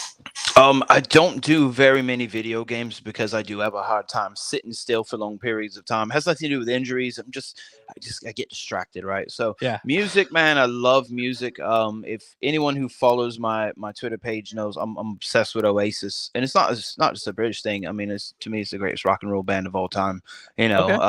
Whether it's them together, their old projects, and the brothers, they don't speak to each other anymore. Do you prefer one brother over the other?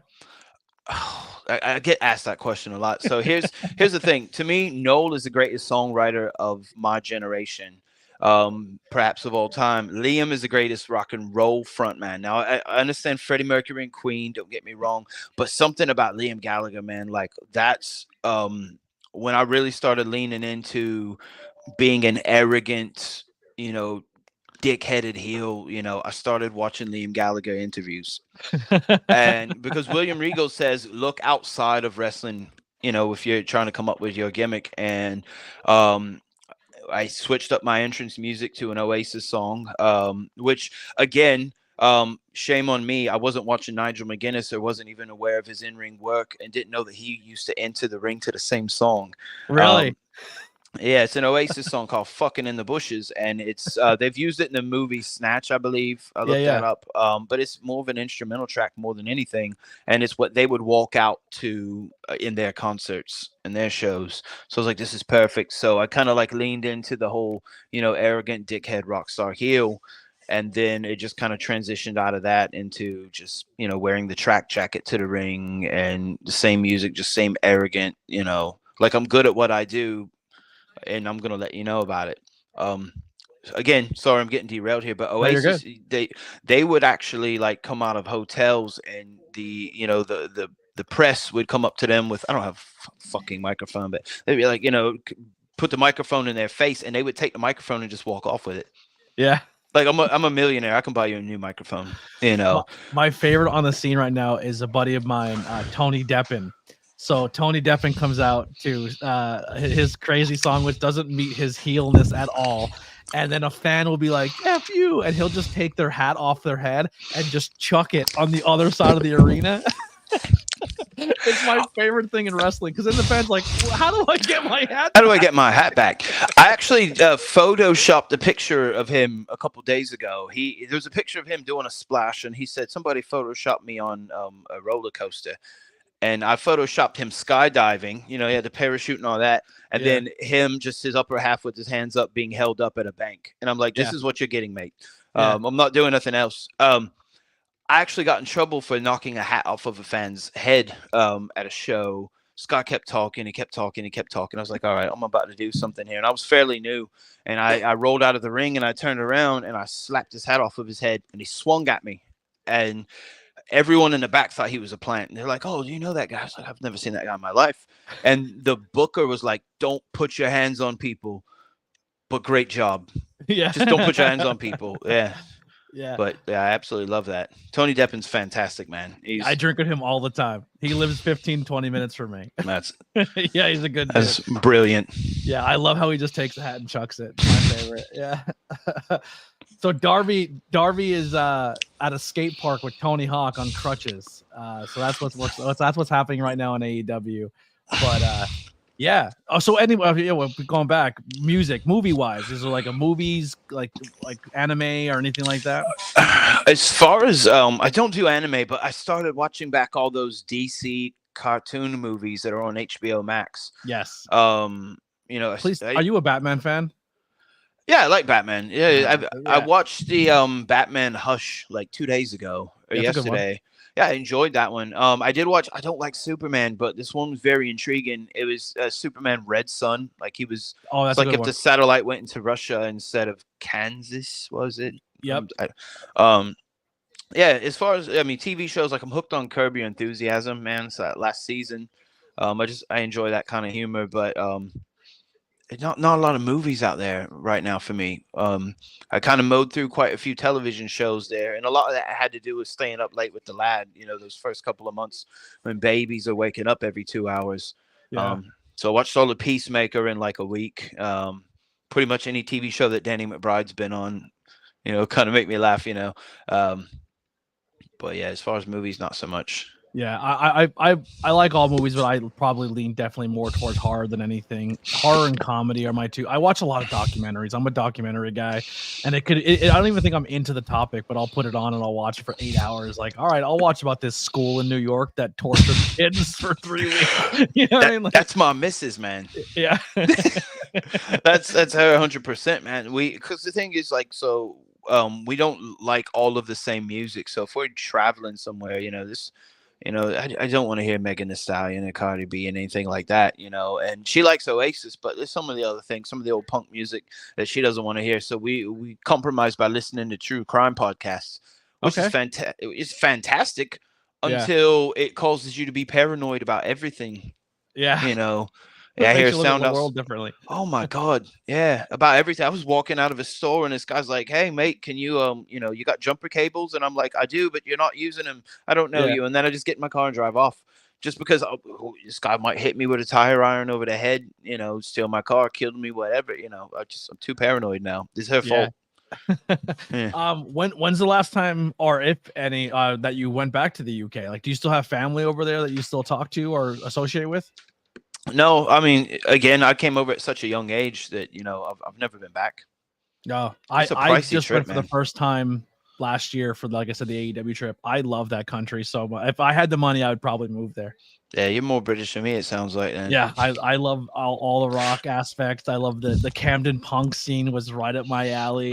The wrestling scene out there, like the Progress and Defy shows, like I laughed the entire time at the accent. I'm not gonna lie, that's the American in me. You know what I mean? I'm like, wait, can you explain what that means? And they're like, oh, it means like when they said, was it having a piss? I was like, what you mean? Taking a piss. Taking a piss. And like, you have to use the bathroom. They're like, no, breaking balls, mate. Yeah, you're breaking my balls. Yeah.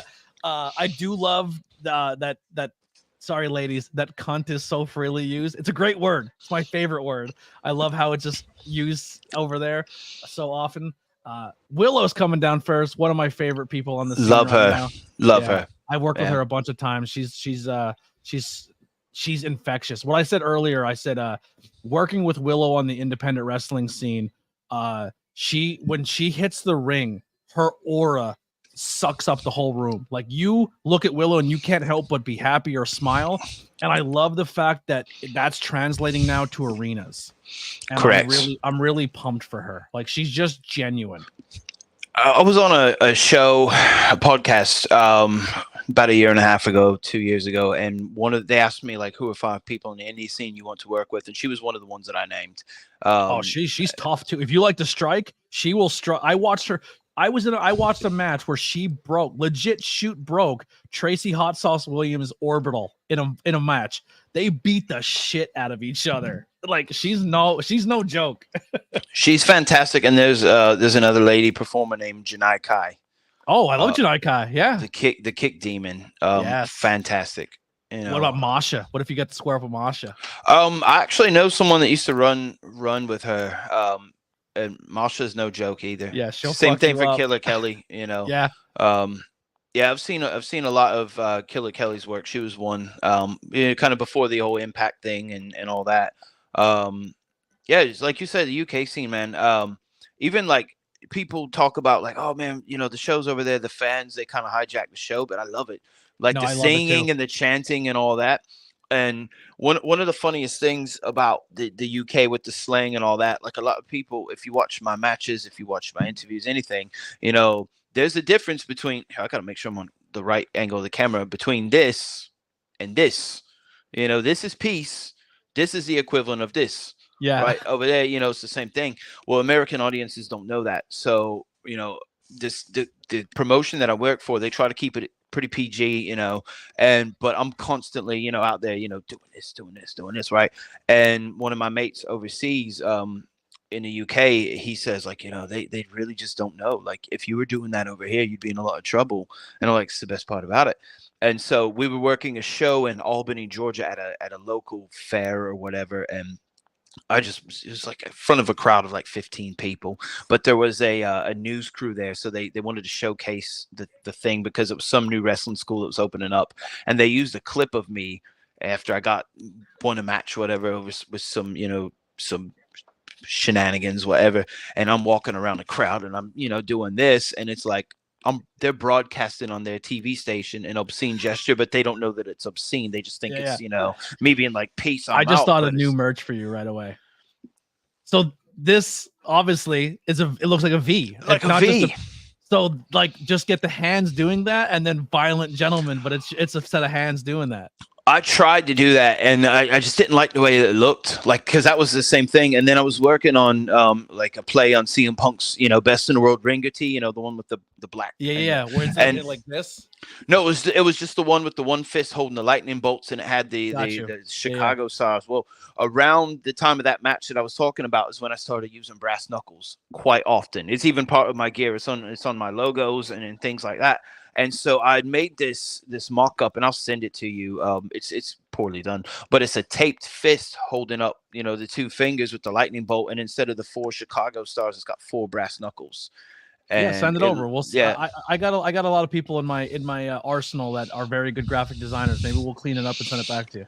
Oh, that'd be fantastic, man. Because I've got a lot of shirts that I've just designed and I've just never released. Yeah. I am the logo king. I have spoofs of everything. Yeah, I've got one that I did, and I kind of like released it. And there's a wrestler in the UK named Shady Natris, and he's like this, or not like this. He's like this, really good friends with Paul London. And he bought a shirt of mine, and it looks like those old Dare shirts, but it says Violent Gentleman Miles Blackwell. Looks like the old, I have a Dare shirts. shirt that says ABJ podcast. Yeah, I'm telling you, man. We're the same humans. We're the same person. You just got much better hair than me. No, I think yours is. You have a nicer beard. I'm patchy. I have that shitty Mark Wahlberg beard. Yeah. You two kind of look like a Wahlberg, man. But Paul London actually retweeted the picture of the guy at the show wearing my shirt, and I was like, it's kind of like Paul London, retweeting my shirt. I didn't see an increase in sales. I've hung out a bunch of times with Brian Kendrick. I met Brian Kendrick a bunch. I became buddies with like Kerry Silken from ROH. And then he'll bring Kerry. Kerry will bring Brian everywhere. And I was at a show when he brought Brian. I was like, I'm chilling with Brian Kendrick. This is awesome. Yeah, he's fun to be around. I love Brian.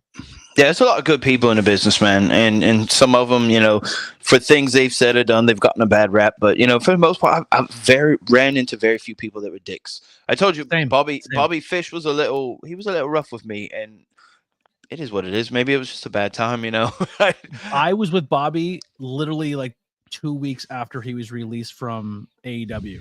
Not AEW, NXT.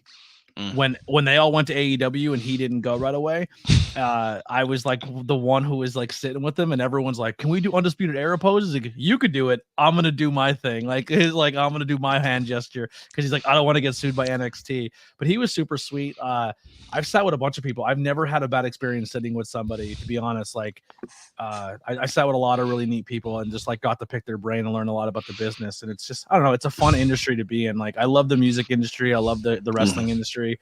And I just try to showcase that talent, whether it be just on a podcast, but I lean into everything I'm into. I like pop culture, horror, movies, comic books. So I just try to find those talented people chasing their dreams.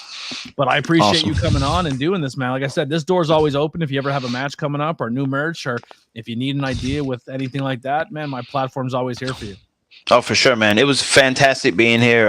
Again, thanks for reaching out to me. I know it's short notice. Thanks for being patient, waiting on me to get here. Yeah. Yeah, it was a blast, man. So I'll continue to boost your stuff, when I see it on the timeline, and that's it. That means the world. And like I said, if I'm ever down in the Jacksonville area, or you're ever up in the Northeast Pennsylvania area, the Philly, whatever it may be, let me know, and we'll definitely try to come out and support the show and try to meet in person. Sounds like a plan, man. Thank you so much for having me on. You have an awesome night, man. I'm giving you, if this is peace, so I'm not telling you to go fuck yourself. That. Have a good night. I'm using that now. I'm doing that everywhere. I do this all the time because I live like everywhere I go, like in this Northeast PA is Samoan country. Like the wild Samoans have been implanted between Allentown to Hazleton so like that's always like embedded in me. I'm stealing it. I'm going to be like it's yours, man. It's yours, man. There's a guy I wrestle with. He's got a son. It's like 15, 16. Does sometimes a lot of camera work. That's how the indies are, right? You got like a teenager running a camera, and he came up to me. He said, like, I want to let you know, I've got everyone in my class doing this. Yeah. Fair enough. One last one here. Leon the King wants to know: who do you like better, Carmelo or Trick? They're two NXT guys. Right. So I would say probably Trick, and the reason why is because when you've been in wrestling, it's kind of, when you've been in it from an actual working standpoint, it's a little hard to have something that actually pops you. That's the worst part about this business is you watch it differently. But I watched it. You learn you learn how the magic trick's done, and sometimes it ruins. Yeah. Yeah, you don't want to see how the hot dogs are made, right? Yeah. Yeah. But it was that match, that gauntlet match or whatever that had like him, Braun Breaker, The penalty box one. I think that was it. Yes. Yeah, And then yeah, it was like those 4 falls in that 1 minute. Like I leapt up off of my couch, and that moment was so great because it hasn't happened in like 4 years, because I see it differently now. So, Trick made me suspend the disbelief. He's so talented too. Like he's everything about Booker T that made Booker T special, but you could tell that he has no glass ceiling as of right now. Right. He's fantastic. Yeah, fantastic. You're saying that match that made you jump up. For me, the MJF Adam Cole stuff was awesome because it was so simple and basic, but they were just so good at what they were doing. But right before they both left NXT, when Kyle O'Reilly and Finn Balor just beat the dog shit out of each other, like I think one of them lost teeth, the other one a broken eye, like they beat the shit out of each other. That match was like, I can't believe what I'm watching right now. Yeah, that's one. I remember I wasn't working then, but it was Almost versus Gargano at Takeover Philadelphia was another one. Yeah, they're just like, to this day, the match gives me chills. It's not my favorite match, but to me, it's the best match that I've ever seen. I know it sounds weird, but what are you gonna do when Nigel comes out of retirement, possibly soon? Lose it. Yeah, just absolutely lose it, man. I think we're gonna get Nigel and Danielson in London. My God, man. Yeah, that's one of those things. I didn't think I'd see it in my lifetime. And it's one of those things like you have a wrestler that you watch their old stuff. And then whenever they come back, it's like, oh, now that I'm working, I'm working at the same time they're working. We're nowhere near each other. We're not going to cross paths, but I cannot wait to see it. And yeah, Nigel's just amazing, man. I've always enjoyed a good lariat, and that guy there's a video. He had like a 7-minute match with TJP, and it might have been the loudest lariat I've ever heard in my life. It took his head off, man. And it wasn't even a finish. It was just like early on in the match. Like he did like a ripcord lariat and just took him off. TJP is very good too. I'm a fan of him as well. But all right, man, you go back to that amazing family. Thank you so much for your time. Listen, we're Black Holes. We'll keep doing this. We'll keep going on side tangents. We'll be here for a week. You're correct. Yeah, and I'm getting up at 5:30, so I've got to get some sleep in because the lad's gonna wake up probably 2 or 3 times tonight, and Yeah, well, hey, listen, if you're ever bored in AEW or Monday Night Raw or SmackDown are on, and you want to come in and watch with us and hang out, this is always open, man. I appreciate your time. Cool, man. Sounds like a plan. Thank you so much for having me on. It was a pleasure. Take it easy. Goodbye. That was awesome. I loved it. Yo, tell me that he's not your new favorite independent wrestler. Come on. Blackwell? Are you kidding me? That name alone, give this guy world titles everywhere he goes. What a personality. You love it. That was everything I wanted to be and more. I love that so much. Please, everyone, I'm going to post it up again.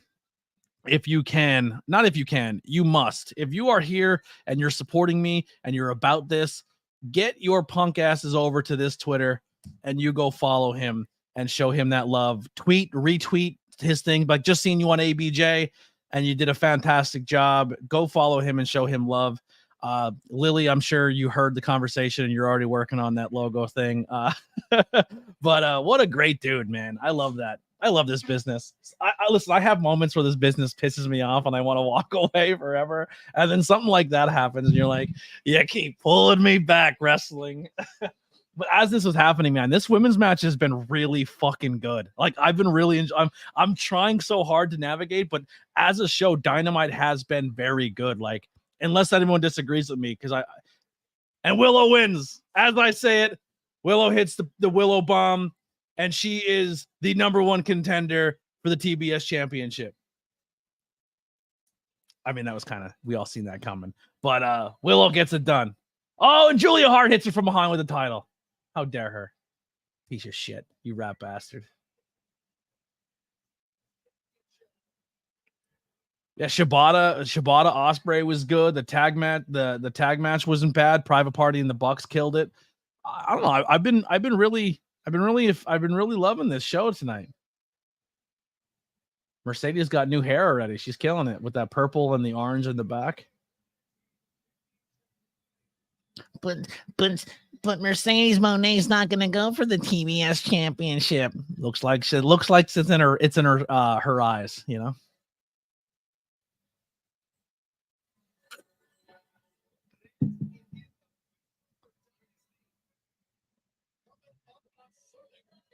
There he goes. Long Island strong. Julia Hart taking on Willow Nightingale at AEW Dynasty. Calling it now. And new Willow Nightingale. Say it like Booker T. Get your punk ass over there. Yeah. What a good night tonight was. I appreciate you guys. Listen, I honestly, I might even take clips of that. That was a good interview. I can't wait to do a full one. That was yeah, I'm into that. That's kind of what I want this hangout to turn into, where you might get little side interviews and stuff. Oh, look at Dustin's face paint. It looks great. Dude, look at the teeth on the face paint. Like, he even has the molars and stuff, and like the root of the tooth. That's sick.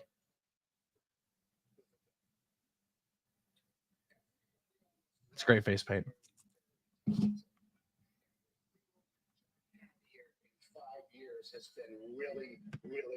Yeah, and thank you, Dylan, for telling me that I had my Raw one still up. I was doing half the show and it said Raw Hangout. I was like, whoopsie.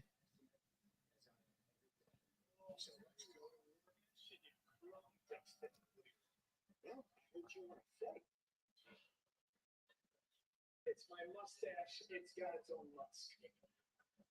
It's here. It's here. You want to fight for that bunkhouse match? Yeah.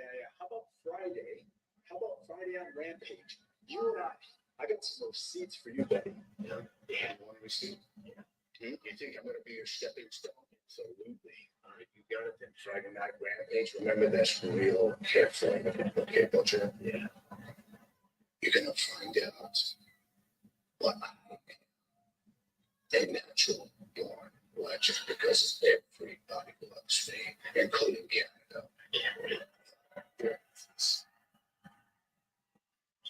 Do you think it's intentional that they're using Dustin more now that like Mania is coming up?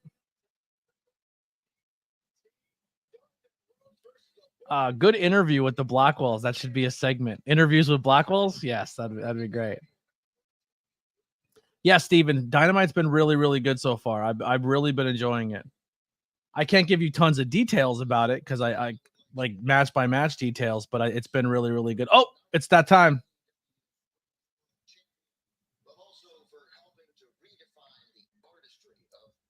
It's Tony time. She's on.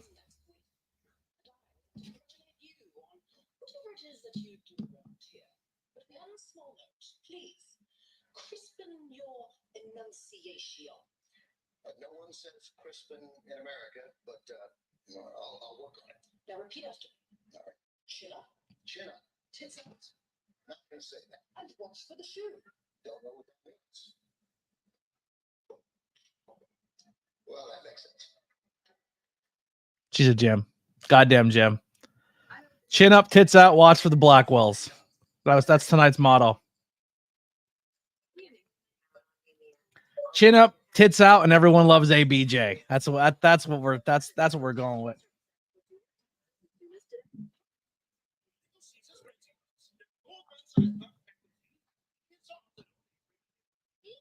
Palmer, you gonna get your punk ass in here? What's going on?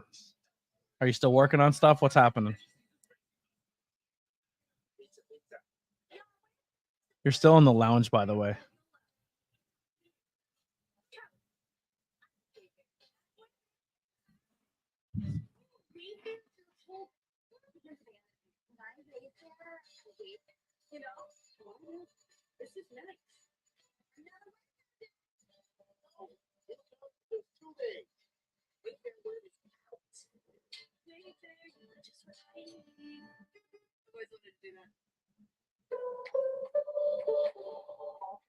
The number one doctor recommended brand for sensitive skin. Whether you have a family with sensitive skin. YouTube Studio just sent me an alert saying, congratulations on 1,000 subscribers. Bitch, you're late. I'm 1015. Bitch. It's my new thing. I love it. What do we got here tonight? We got 10 people watching over on YouTube and Alex holding it down on Twitch. Actually, I never got Alex's answer. Did he say in the chat if he wants to be a moderator or not? I wasn't paying attention.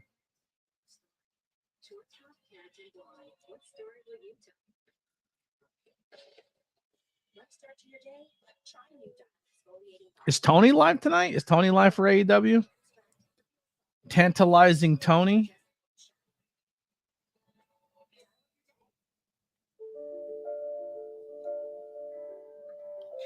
I know sometimes he does AEW and then sometimes he doesn't. Let's see who's live and send some people over so you guys can hit that thumbs up button for them and show them some love. Actually, Tony is not live tonight.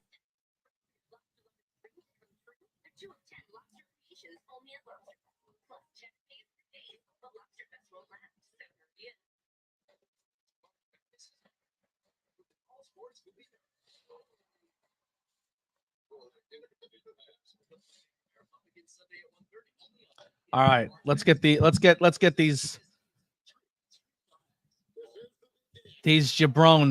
these jabrones here. Let's get some love over to this this Long Island jabron. Head over to his channel and go tell Dylan that ABJ is the greatest of all time. Make sure you put that in his chat. Say ABJ is better than all of you, and you know it. Make sure you say that. And then hit that thumbs up button. I think they're around 20, so let's get them a little higher, get them to 20, 30 likes. And then another guy here, Devin the Tribal Chief, tell him in his chat that Destiny is 15 years old and you need to find a new video game. All right. So get over to these two channels and heal it up. Tell him. So for Last Week in Wrestling, you go tell him that ABJ is better than you and you know it. And then over on Devin's channel, you go tell them that Destiny's 35 years old and you need to pick a new game. Get them. Do your work, fans. All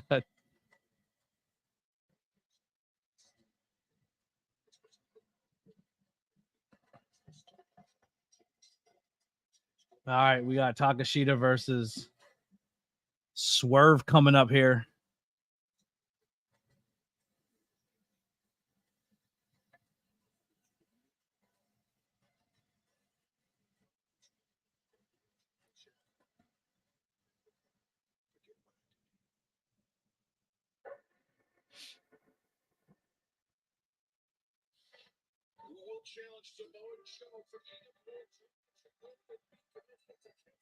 Oh, Best Friends coming out next.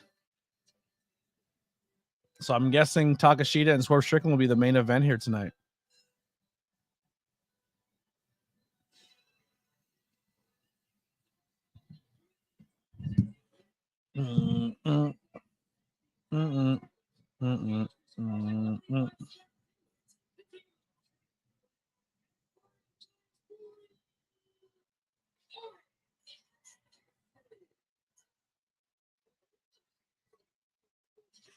Figured we talk live with the people a little bit. I might have to ABJ. Come on here, try to see, this right now.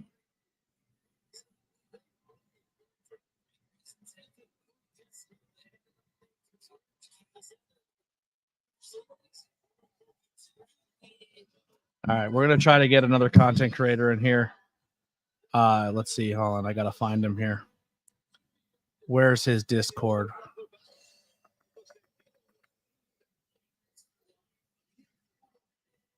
View profile, send a friend request.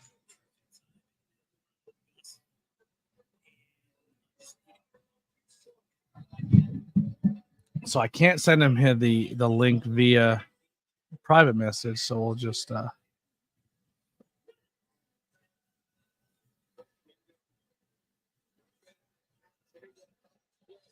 yeah, let's go. If you're a fan of hers and you know her, yeah, definitely set that up. And and let's see if she's interested. I'd love to have her come on and talk.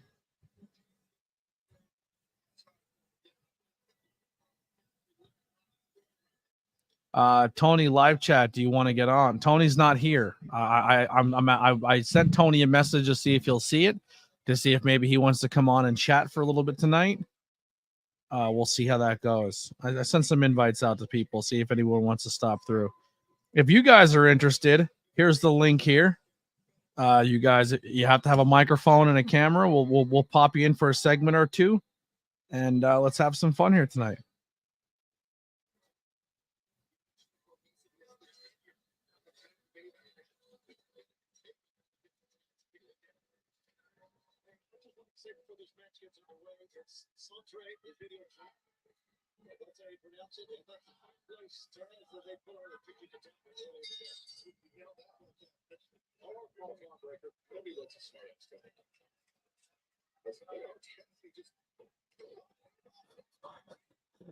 Wow. Orange Cassidy just walks in the ring, walks across, and punches Matt Taven right in the face. Orange playing no games. Dude, I think Best Friends might be a contender for the tag team championships, being completely honest. I can see Best Friends winning this whole tournament. Now that Orange Cassidy's not really going for titles, any singles titles, I can definitely see him and Trent maybe snagging some tag team titles. Oh, Mike Bennett going up over the top, getting a little crazy. Anything you could do, I could do better. Orange Cassidy.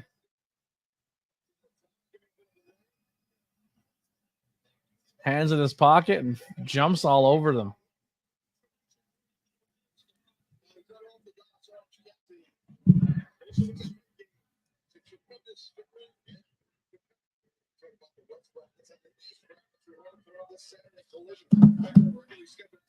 What do we got? FTR versus the Infantry.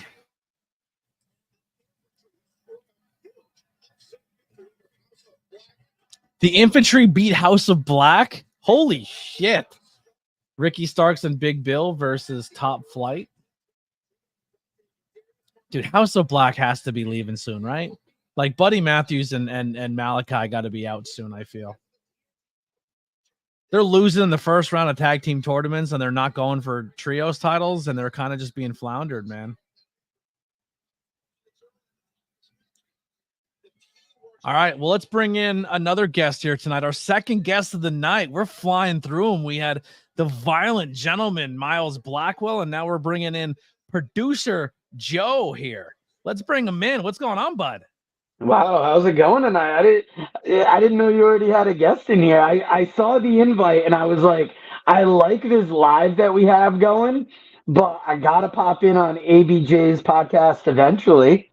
I appreciate that. I've been popping into your TikTok live, so you guys have been killing it.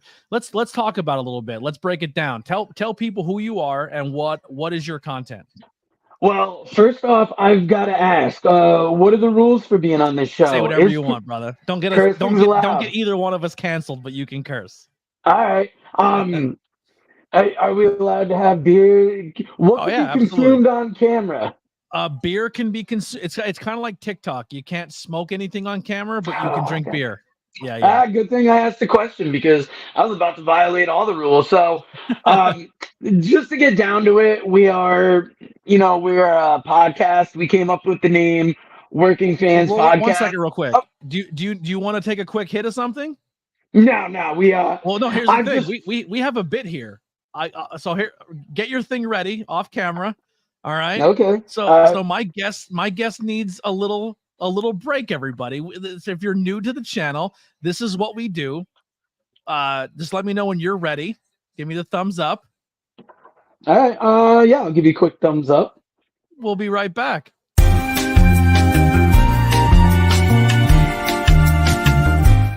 This is when you smoke. That's it. Oh, you can do it there? Are we not display it?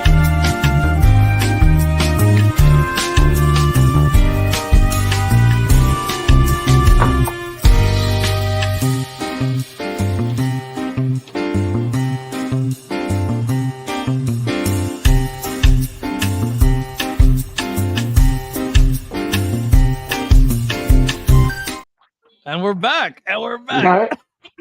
All right. That's what we do here. We take a little be right back break, and then we're here.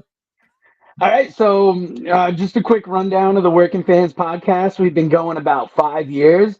We started it because Dave owns a bread business. I work full time, and we're all wrestling fans.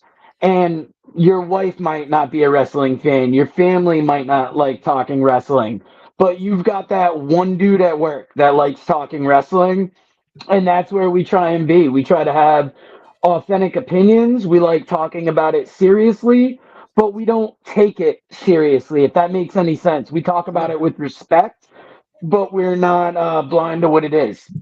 Yeah. So where for the most part, where can your podcast be found, and where can people support you guys? We are at Fans Working on Twitter. We are Working Fans Podcast on YouTube. If you find us on YouTube, that's where our podcast is. That's where our interviews are. All the shorts we put up on TikTok are also on YouTube. And we do a bunch of other videos there. We've got interviews with comedians, wrestlers. I think we have a couple fans mixed in there. And we've just started the watch-alongs recently. So WrestleMania weekend, we're going to be doing NXT Stand and Deliver. We are going to be doing WrestleMania Night 1. There's probably going to be a couple other things mixed in there. So I will not be around for pretty much the entire week of wrestling during Mania weekend, because I will be in Philly. So if you guys are looking for a channel to go and show love, I know Tantalizing Tony will be in Philly, so he won't be around. A lot of these guys in the Northeast area that I collaborate with will actually be at shows. So what better way that you guys can supplement that is go show them love. And the best way to do that is that link I just dropped in the channel. So go over to Working Fans Podcast. Oh, man, I appreciate that.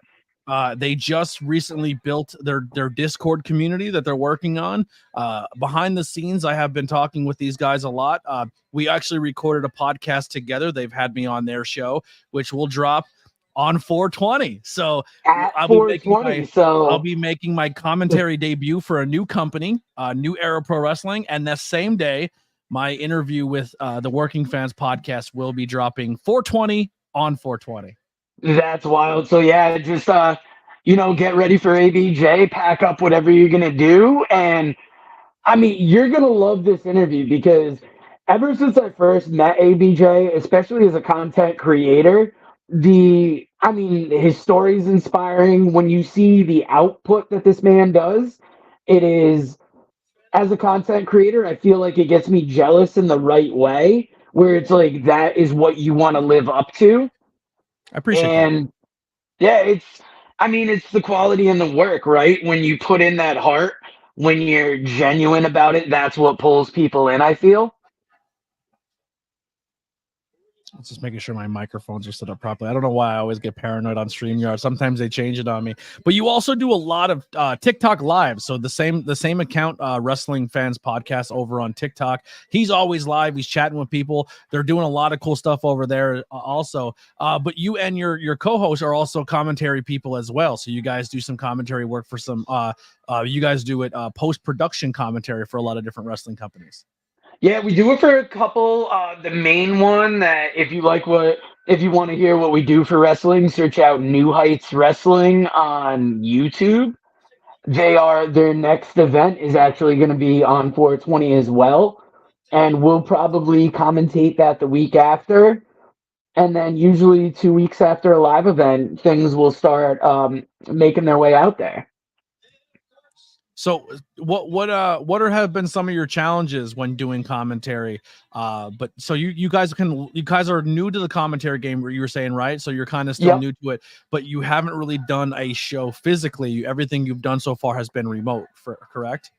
Yes, the closest we did to actually doing a show physically was, we were able to tape a show that was done in our hometown. And it wasn't like usual. Like, usually New Heights Wrestling will set us the matches cut up, and each episode of their YouTube show is one match. So the biggest challenge, I think, is doing a longer, a longer event. There was one that we did that was almost 3 hours, and the company was not great. It wasn't New Heights Wrestling. It was another company we happened to come across. and that was a rough call. The one we did on our own, that was tough because of the length. But I mean, we got to call wrestling that was filmed in our hometown. Like, you could see my house in the background of some of those shots. So, like, Nice. that one wasn't hard to do because there was a lot of pride, and that we had something to prove for that one. So we were going to fight through the toughness. Yeah. So best friends have just won and will be advancing into the tag team tournament. So far we have best friends and the Young Bucks, both victorious tonight going into this tag team tournament. The current ROH tag team champions have been eliminated. So we have the Young Bucks versus best friends to find out who goes to Dynasty, and we'll find out between Ricky Starks and Big Bill versus Top Flight and FTR versus Infantry to find out who will go to the semifinals there. Yeah, it's been a great AEW. I've been really enjoying this card, bouncing between doing an interview and watching so far tonight has been challenging, but I thought overall this show has been great. Man, I just AEW's roster is just so goddamn good.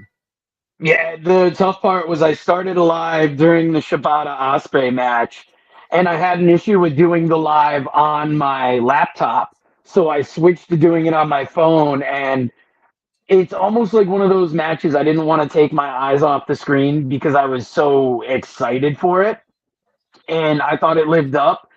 Yeah, it's tough to broadcast during these things, I find, because you want to pay attention to the screen and you want to give all your attention to the audience, but then you're also trying to comment on something that's happening live. And I the don't chat. know if it in the chat, and sometimes my brain just freezes up. I see something that needs to be addressed in the chat, but then a big moment happens on screen, and it's like, which do I go to first? So it's funny because there's one thing I took a lot of pride in, and I don't know how much of it was received well by the roster. I know some people said in behind closed doors that they didn't like it because it took away from the match, but I thought it added a new element to the product that no one else is really doing.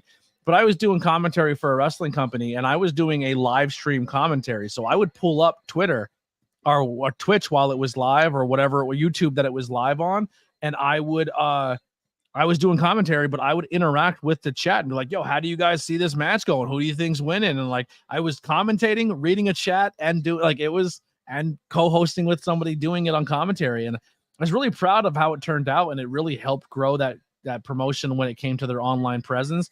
And it gave a lot more engagement to the company. But unfortunately, I don't work with them anymore. So that aspect has been gone, but it was something I was really proud of. How did it come across when you rewatched it? Like, did it work in the terms of the commentary? Because I've never seen anything like that, but we're Not also in a new segment.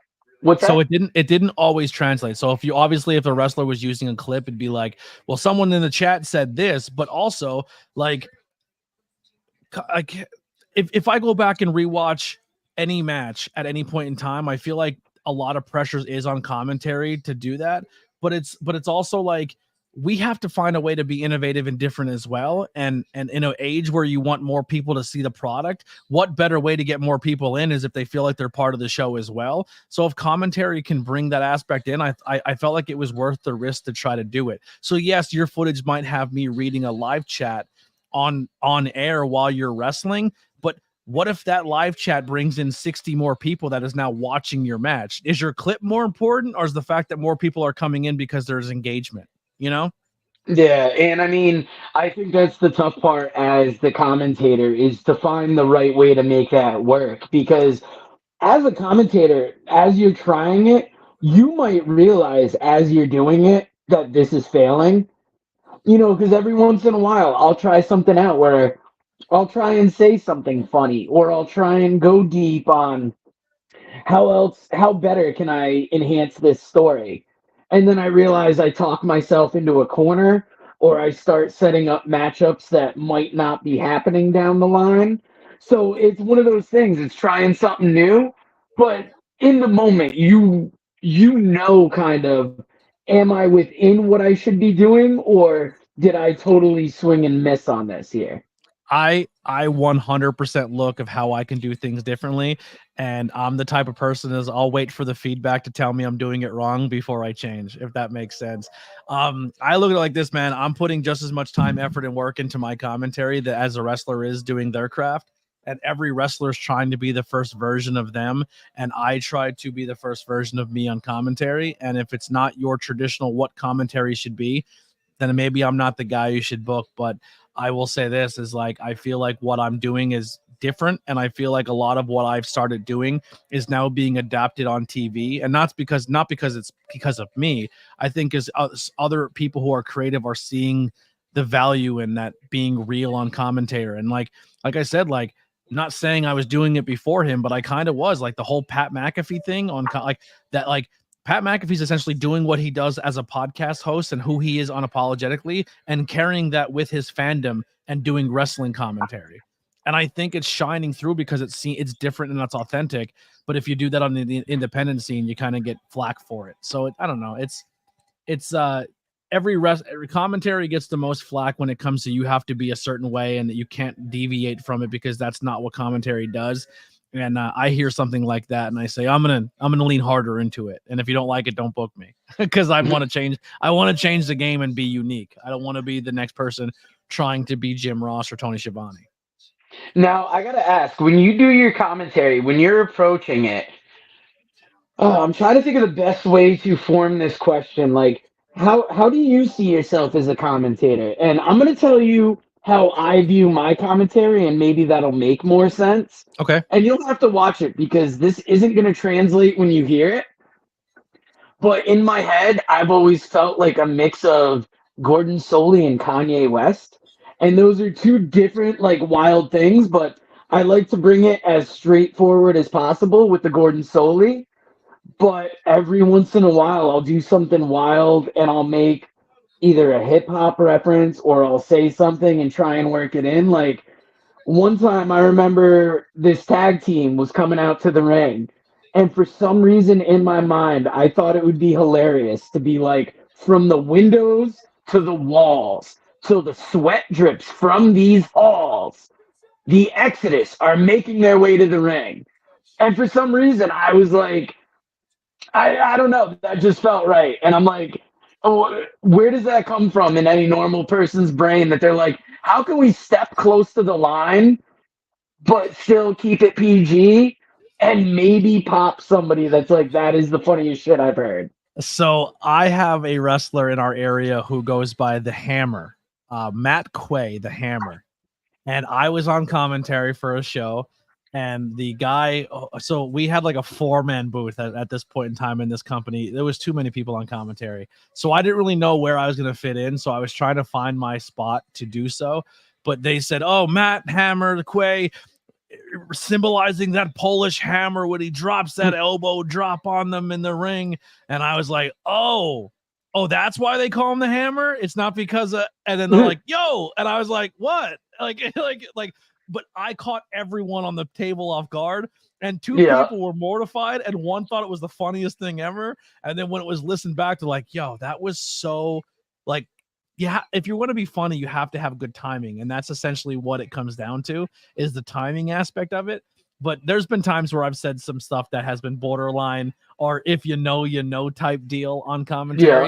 Yeah. But if I'm going to say, like, I'm definitely influenced by Gorilla, by I love Schiavone. I like Excalibur. I like Graves a lot. I'm not Graves.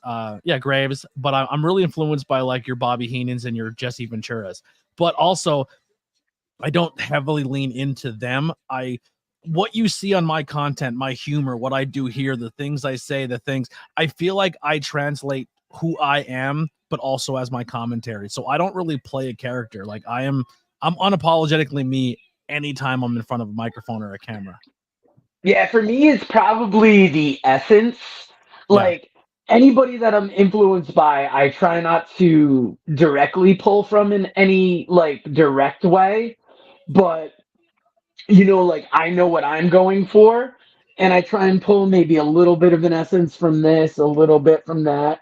And it also helps to have another commentator I work with, my co-host, that me and him at this point, we think like two sides of a brain. So Yeah. if I'm gonna go say something fucked up, he's gonna know to cut me off, and I'm gonna know not to go past that point. Sorry, So I'm we swerving almost get the thing. swerving while I drive over here. Yeah, I've got the I audio miss down this because guy. I miss this guy in the independent scene by like a year. no, really. Yep. I love how the crowd gets into it too. I mean, it He's so really good. helps the pairing with Nana.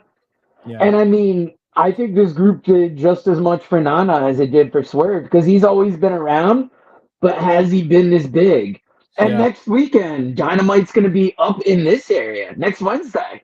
Yeah. Going back up to Massachusetts. What do you think of Takashita?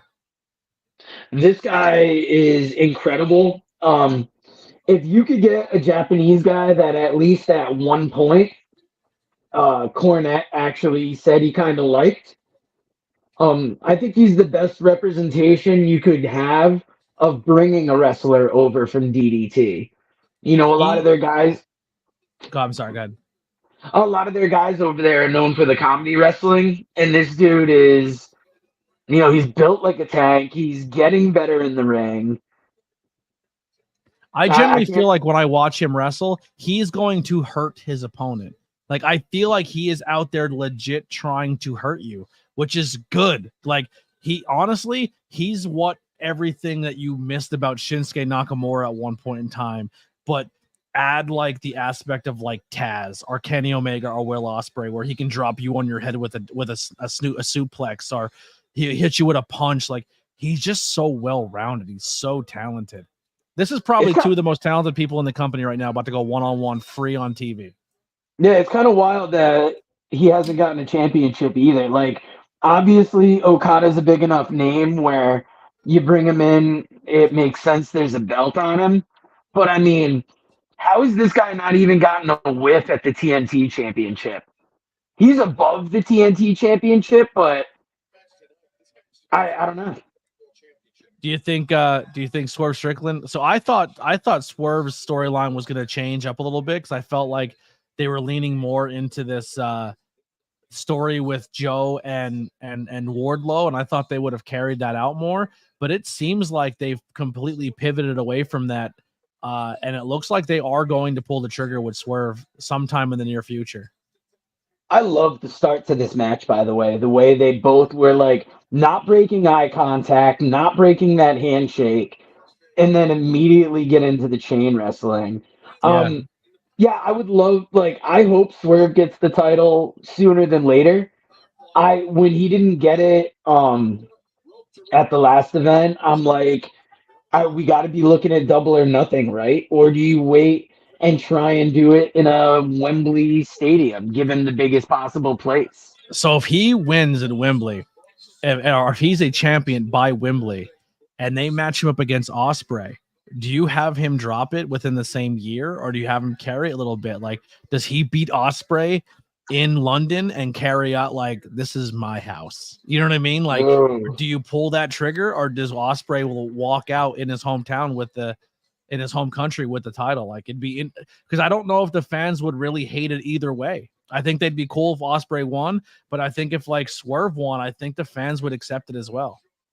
I feel like Tony would do that because I don't know if Tony necessarily has his pacing down with booking. So he would give the title to Swerve, and then, you know, it would be taken away from Swerve so quickly. So I'd like to see that down the line. But I mean, you can't rule out anything with Tony. Like, he's gotten that new writer in, and the week-to-week TV seemed a little better, but we've seen his tendencies so far, and I worry if you put Ospreay against Swerve too early. Yeah, I totally agree with that.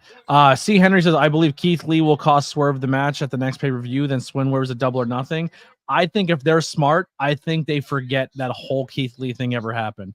Keith Lee is in a situation right now, injury-wise, where you don't know if he can bounce back or not, or what's going on, and Swerve's too hot to go backwards to Keith Lee. Like, there's nothing in this story that Keith Lee needs to do, or that Swerve needs from Keith Lee, that propels him further up the company. Him going back to Keith Lee, I think, would be a huge step back. What do you think if they include Adam Page in that person's comment in the Keith Lee spot? I think Adam Page was a bad insert to the Joe match to begin with, but he was essentially there to take the fall.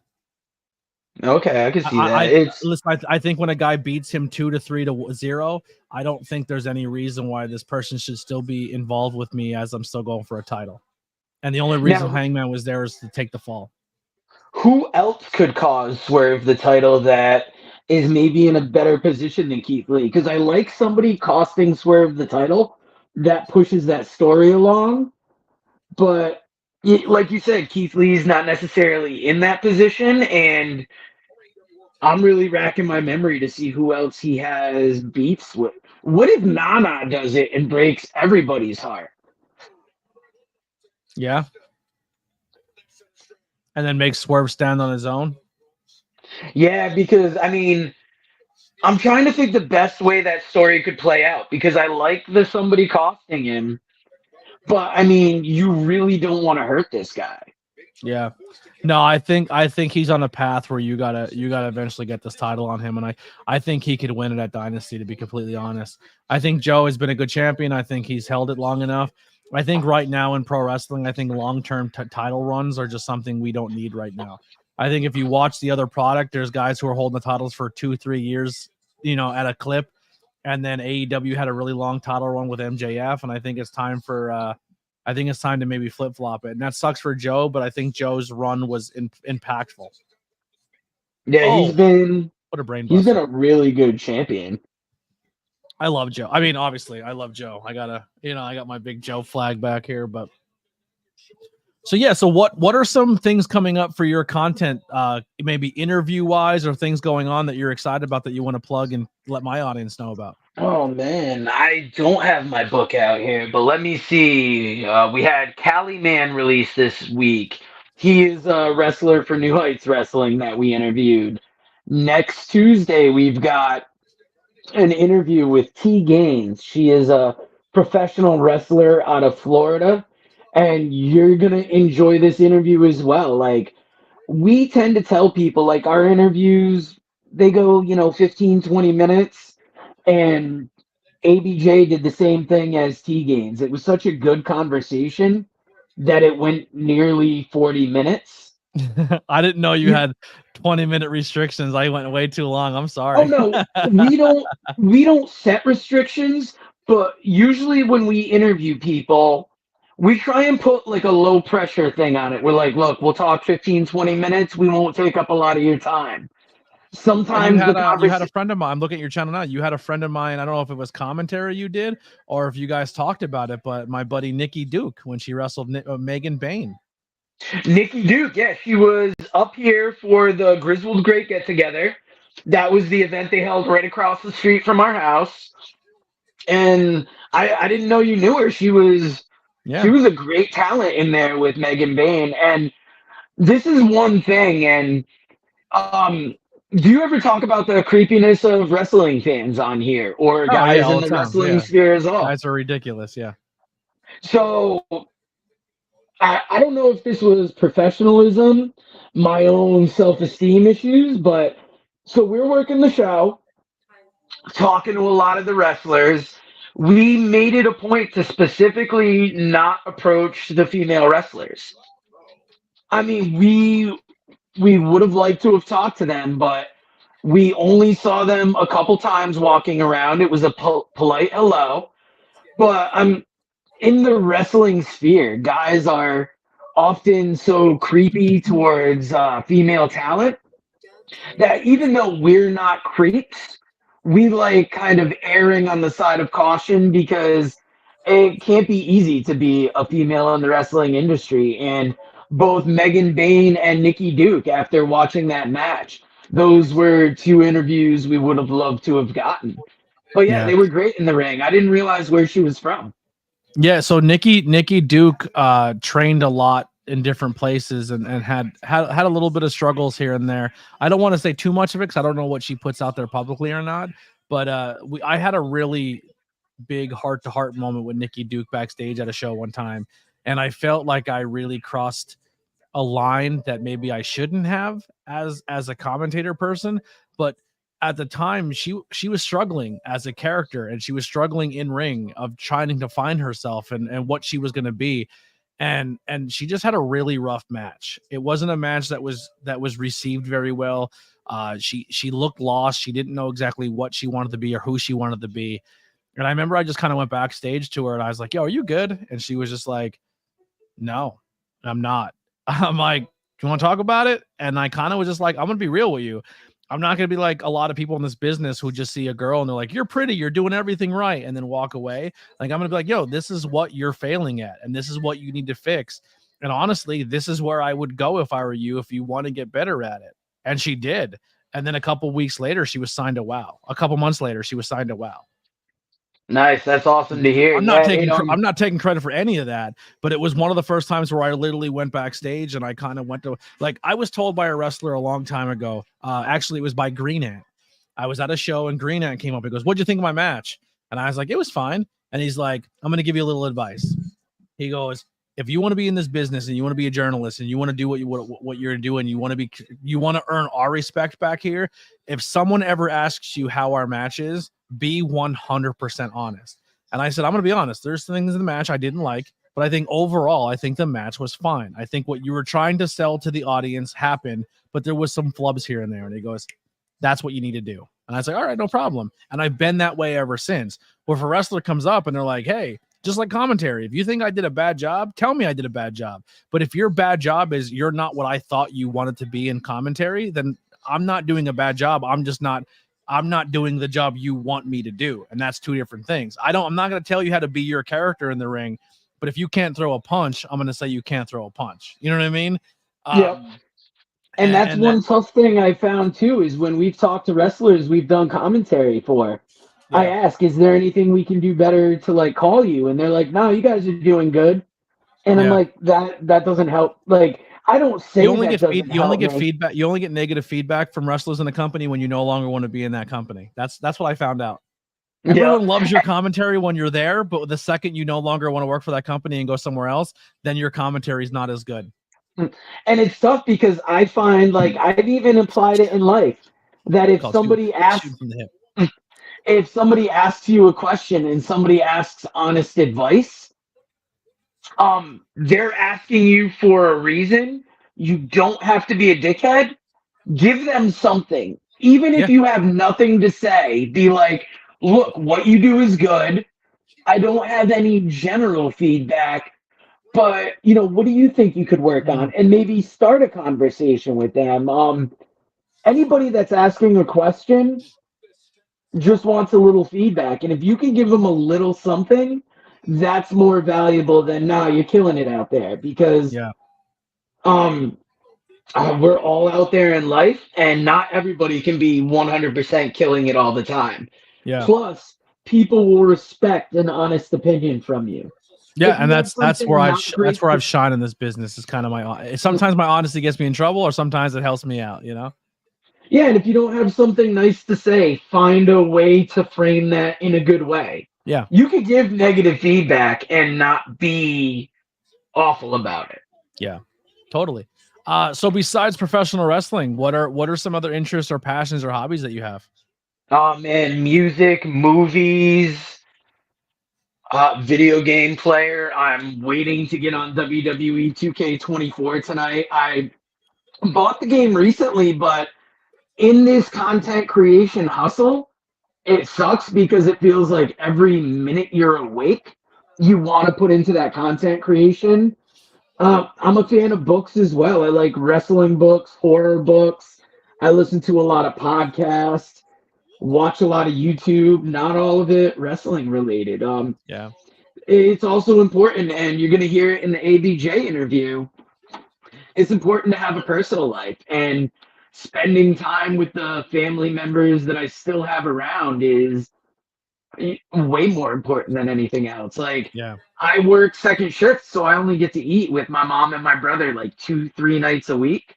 So getting together with family and having those moments are just as important as like watching a good movie, listening to my new favorite heavy metal album or rap album. Like, I'm all over the place with music. Yeah.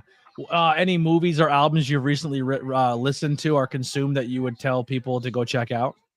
Oh man, if anybody is a fan of Black Sabbath, the Zach Wild, Ozzy's guitarist, has a band called Zach Sabbath, and they've redone the first couple Sabbath records, but they only sell it on their Bandcamp as a vinyl. You can find the audio out on YouTube, but I like that old school way of just releasing something on a vinyl.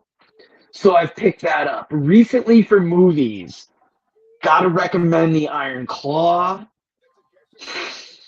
Trying to think what other I haven't watched any other newer movies recently. I just finished the new season of True Detective, and I thought that was kind of garbage. Yeah. I just watched Terrifier, and I just watched Evil Dead Rise. I loved Evil Dead Rise. I'm so mad because I am a giant Evil Dead fan. But when it came out, I was going through a lot of personal stuff, and I just couldn't consume any media. Like if I put something on TV, it was something I've already seen before, and it was like comfort food, if that makes sense. 100%. Because I couldn't consume anything new, and I felt like I couldn't enjoy it because my headspace wasn't good.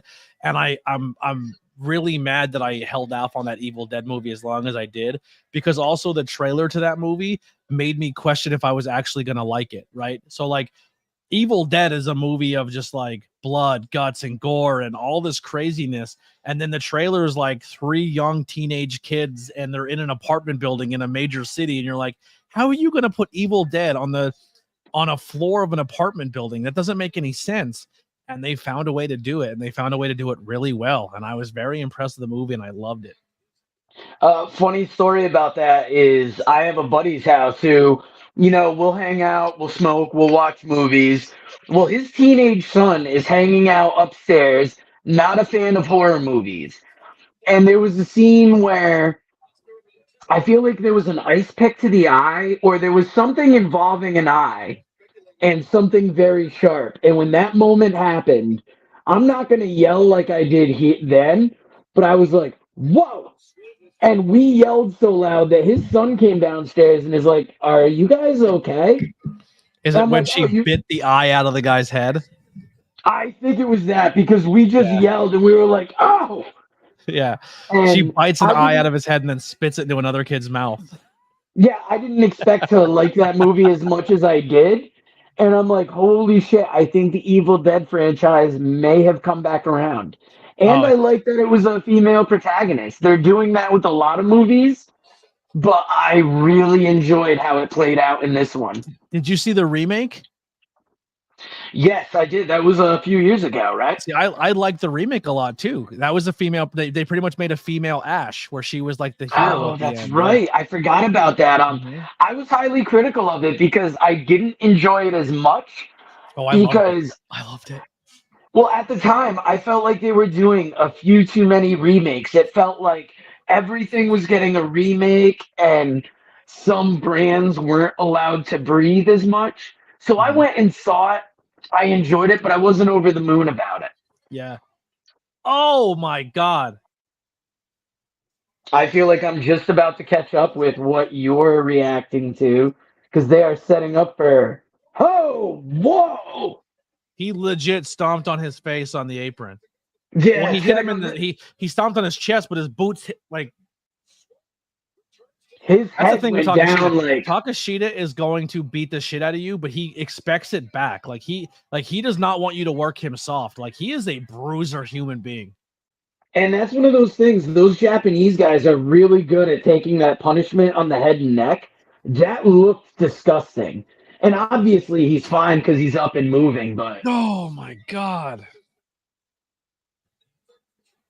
The German suplex, Swerve saves his own neck in that one, but it still looked really good. Wow, see, I thought for sure that Ospreay Shibata would be the main event. These guys are living up to that right now. Yeah, both these both matches have been fantastic. I'm telling you, man, AEW's youth is better than any other wrestling company in the world. I like. You got these two. You got MJF. You got all these crazy people who are part of this company, like Wheeler Yuta, Daniel Garcia, It's just Will Ospreay's there now. Like it's just like The names keep going and going for all the people Billy you named. Starks, Willow Nightingale. Like that's the youth of AEW. People don't realize how much they have behind them. Behind like someone can leave this company and another person can fill in and they won't miss a beat. How about a dude like Lee Moriarty? When he came in, I thought he was Lovely, going to be way bigger. I hope that Tony figures that out because he's got a lot of good names in here. And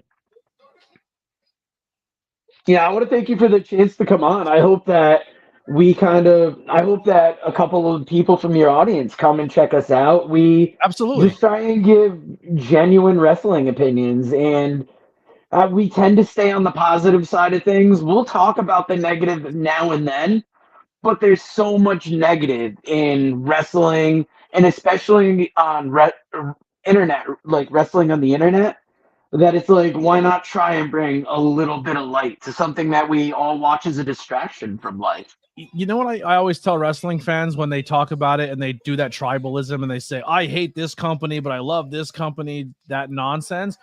Imagine if you were like, man, I really like this food. And all you did about this food that you like and you eat so much of is just trash it.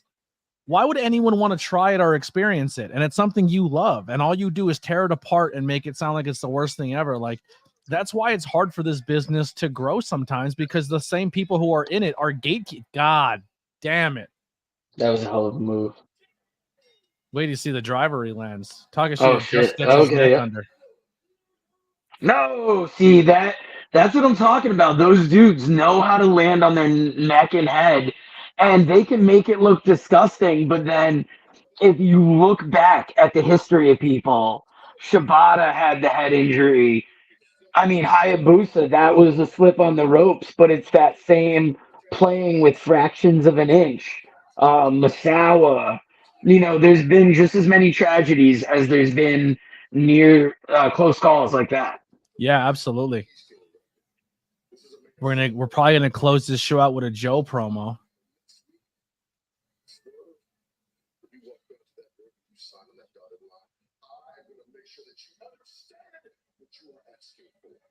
This dude is on fire when he does his I love promos Joe. the last few weeks. How about this guy was a commentator for a wrestling company and he still had juice in his tank. I love Joe. That's going to be the story of easily the last 5-6 years, but you could even go back 15, 20. The guys that Vince cut off before their time was done in the ring. And do you it's think like, he's been rocking the chain as a tribute to JYD? I was thinking that because I saw it a couple of weeks ago, and I was trying to remember if it popped up from a specific angle, because I don't remember him using it as a specific weapon. No, And I love the tribute to JYD though. I think Swerve Strickland at Dynasty will be AEW's first black champion, and I think that's very exciting. And I think they couldn't have found a better talent to represent that. Man, what a show. 2 hours and 20 minutes of some AEW. We had the violent gentleman, Miles Blackwell, with the best last name in professional wrestling, joining us here tonight. And then producer Joe from the Working Fans podcast. Make sure the links are there. I will put it up one more time again. Please head over to their channel of the Wrestling Fans podcast and support them. They do a lot of great work. We will be collaborating with them more in the future. You're going to see them on my stuff, me on their stuff. They also make sure you go check out their link tree. They do have their brand new Discord they just started. If you're in our Discord, I will share out their channel on ours so you guys can go over and follow. Anything else in closing you want to plug or put out there? I will tell you, we haven't yet set up a link tree. I was going to ask you about that off air because that seems like a dope place to keep all your links together. But if you like this conversation that you had here and you want to see what we do on our own channel, Working Fans Podcast on YouTube, on Instagram, we are Working Fans Wrestling _pod. On Twitter, we are @FansWorking. On TikTok, I believe we're Working Fans Podcast. All you got to do is look for the Working Fans Podcast gear, and that's where you'll find us. And thank you for this opportunity. And I hope some of you people come over to check us out. You've been really talking big about your audience. And I know from interacting with people that watch us, no person knows his audience better than the host of the show. So I can't wait to talk to you guys some more. Thank you for giving me this chance to be here. Absolutely, anytime. Well, I'm gonna bounce you out of here for now. Go check him out. He'll probably be live here in a moment on TikTok and all his other platforms. Go subscribe to their channel, and I will provide the Discord support when we get into our when I get into my Discord. So I'm going to wrap this up a little early because I got to eat food real fast. And then I'm doing a post show with Raz here in a little bit. So if you want to check out and talk more AEW, head over to Raz's channel, Raz Dark Wolf. He will be live here momentarily when it comes to talking that post show of AEW. I believe it might be me, Raz, and Dylan from his podcast coming over from those Long Island jabronis or whatever he calls himself. But we'll be talking some AEW. Maybe jump in the chat, Joe, if you want to come over and say hi to us, and we can have some fun with that. But that's gonna do it for ABJ and the Hangout with ABJ. We'll see you guys tomorrow. I'll be live doing an interview with the one and only Dante Elizabeth James, and I cannot wait for that one. It's going to be a really good time. And then we'll be ending out the week with that history of the American Dream, baby, Dusty Rhodes, before we get to our week of WrestleMania. But that's going to do it. Here's some music by the Converse Kid. We'll see you next time. We are out of here. If I can find the button. Bye.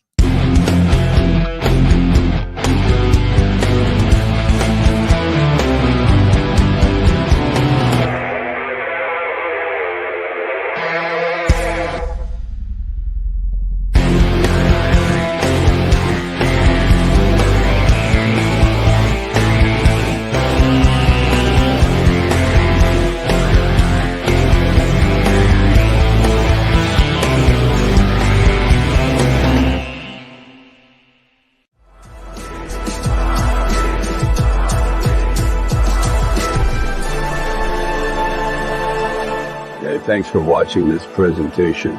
Like, share, and subscribe for more.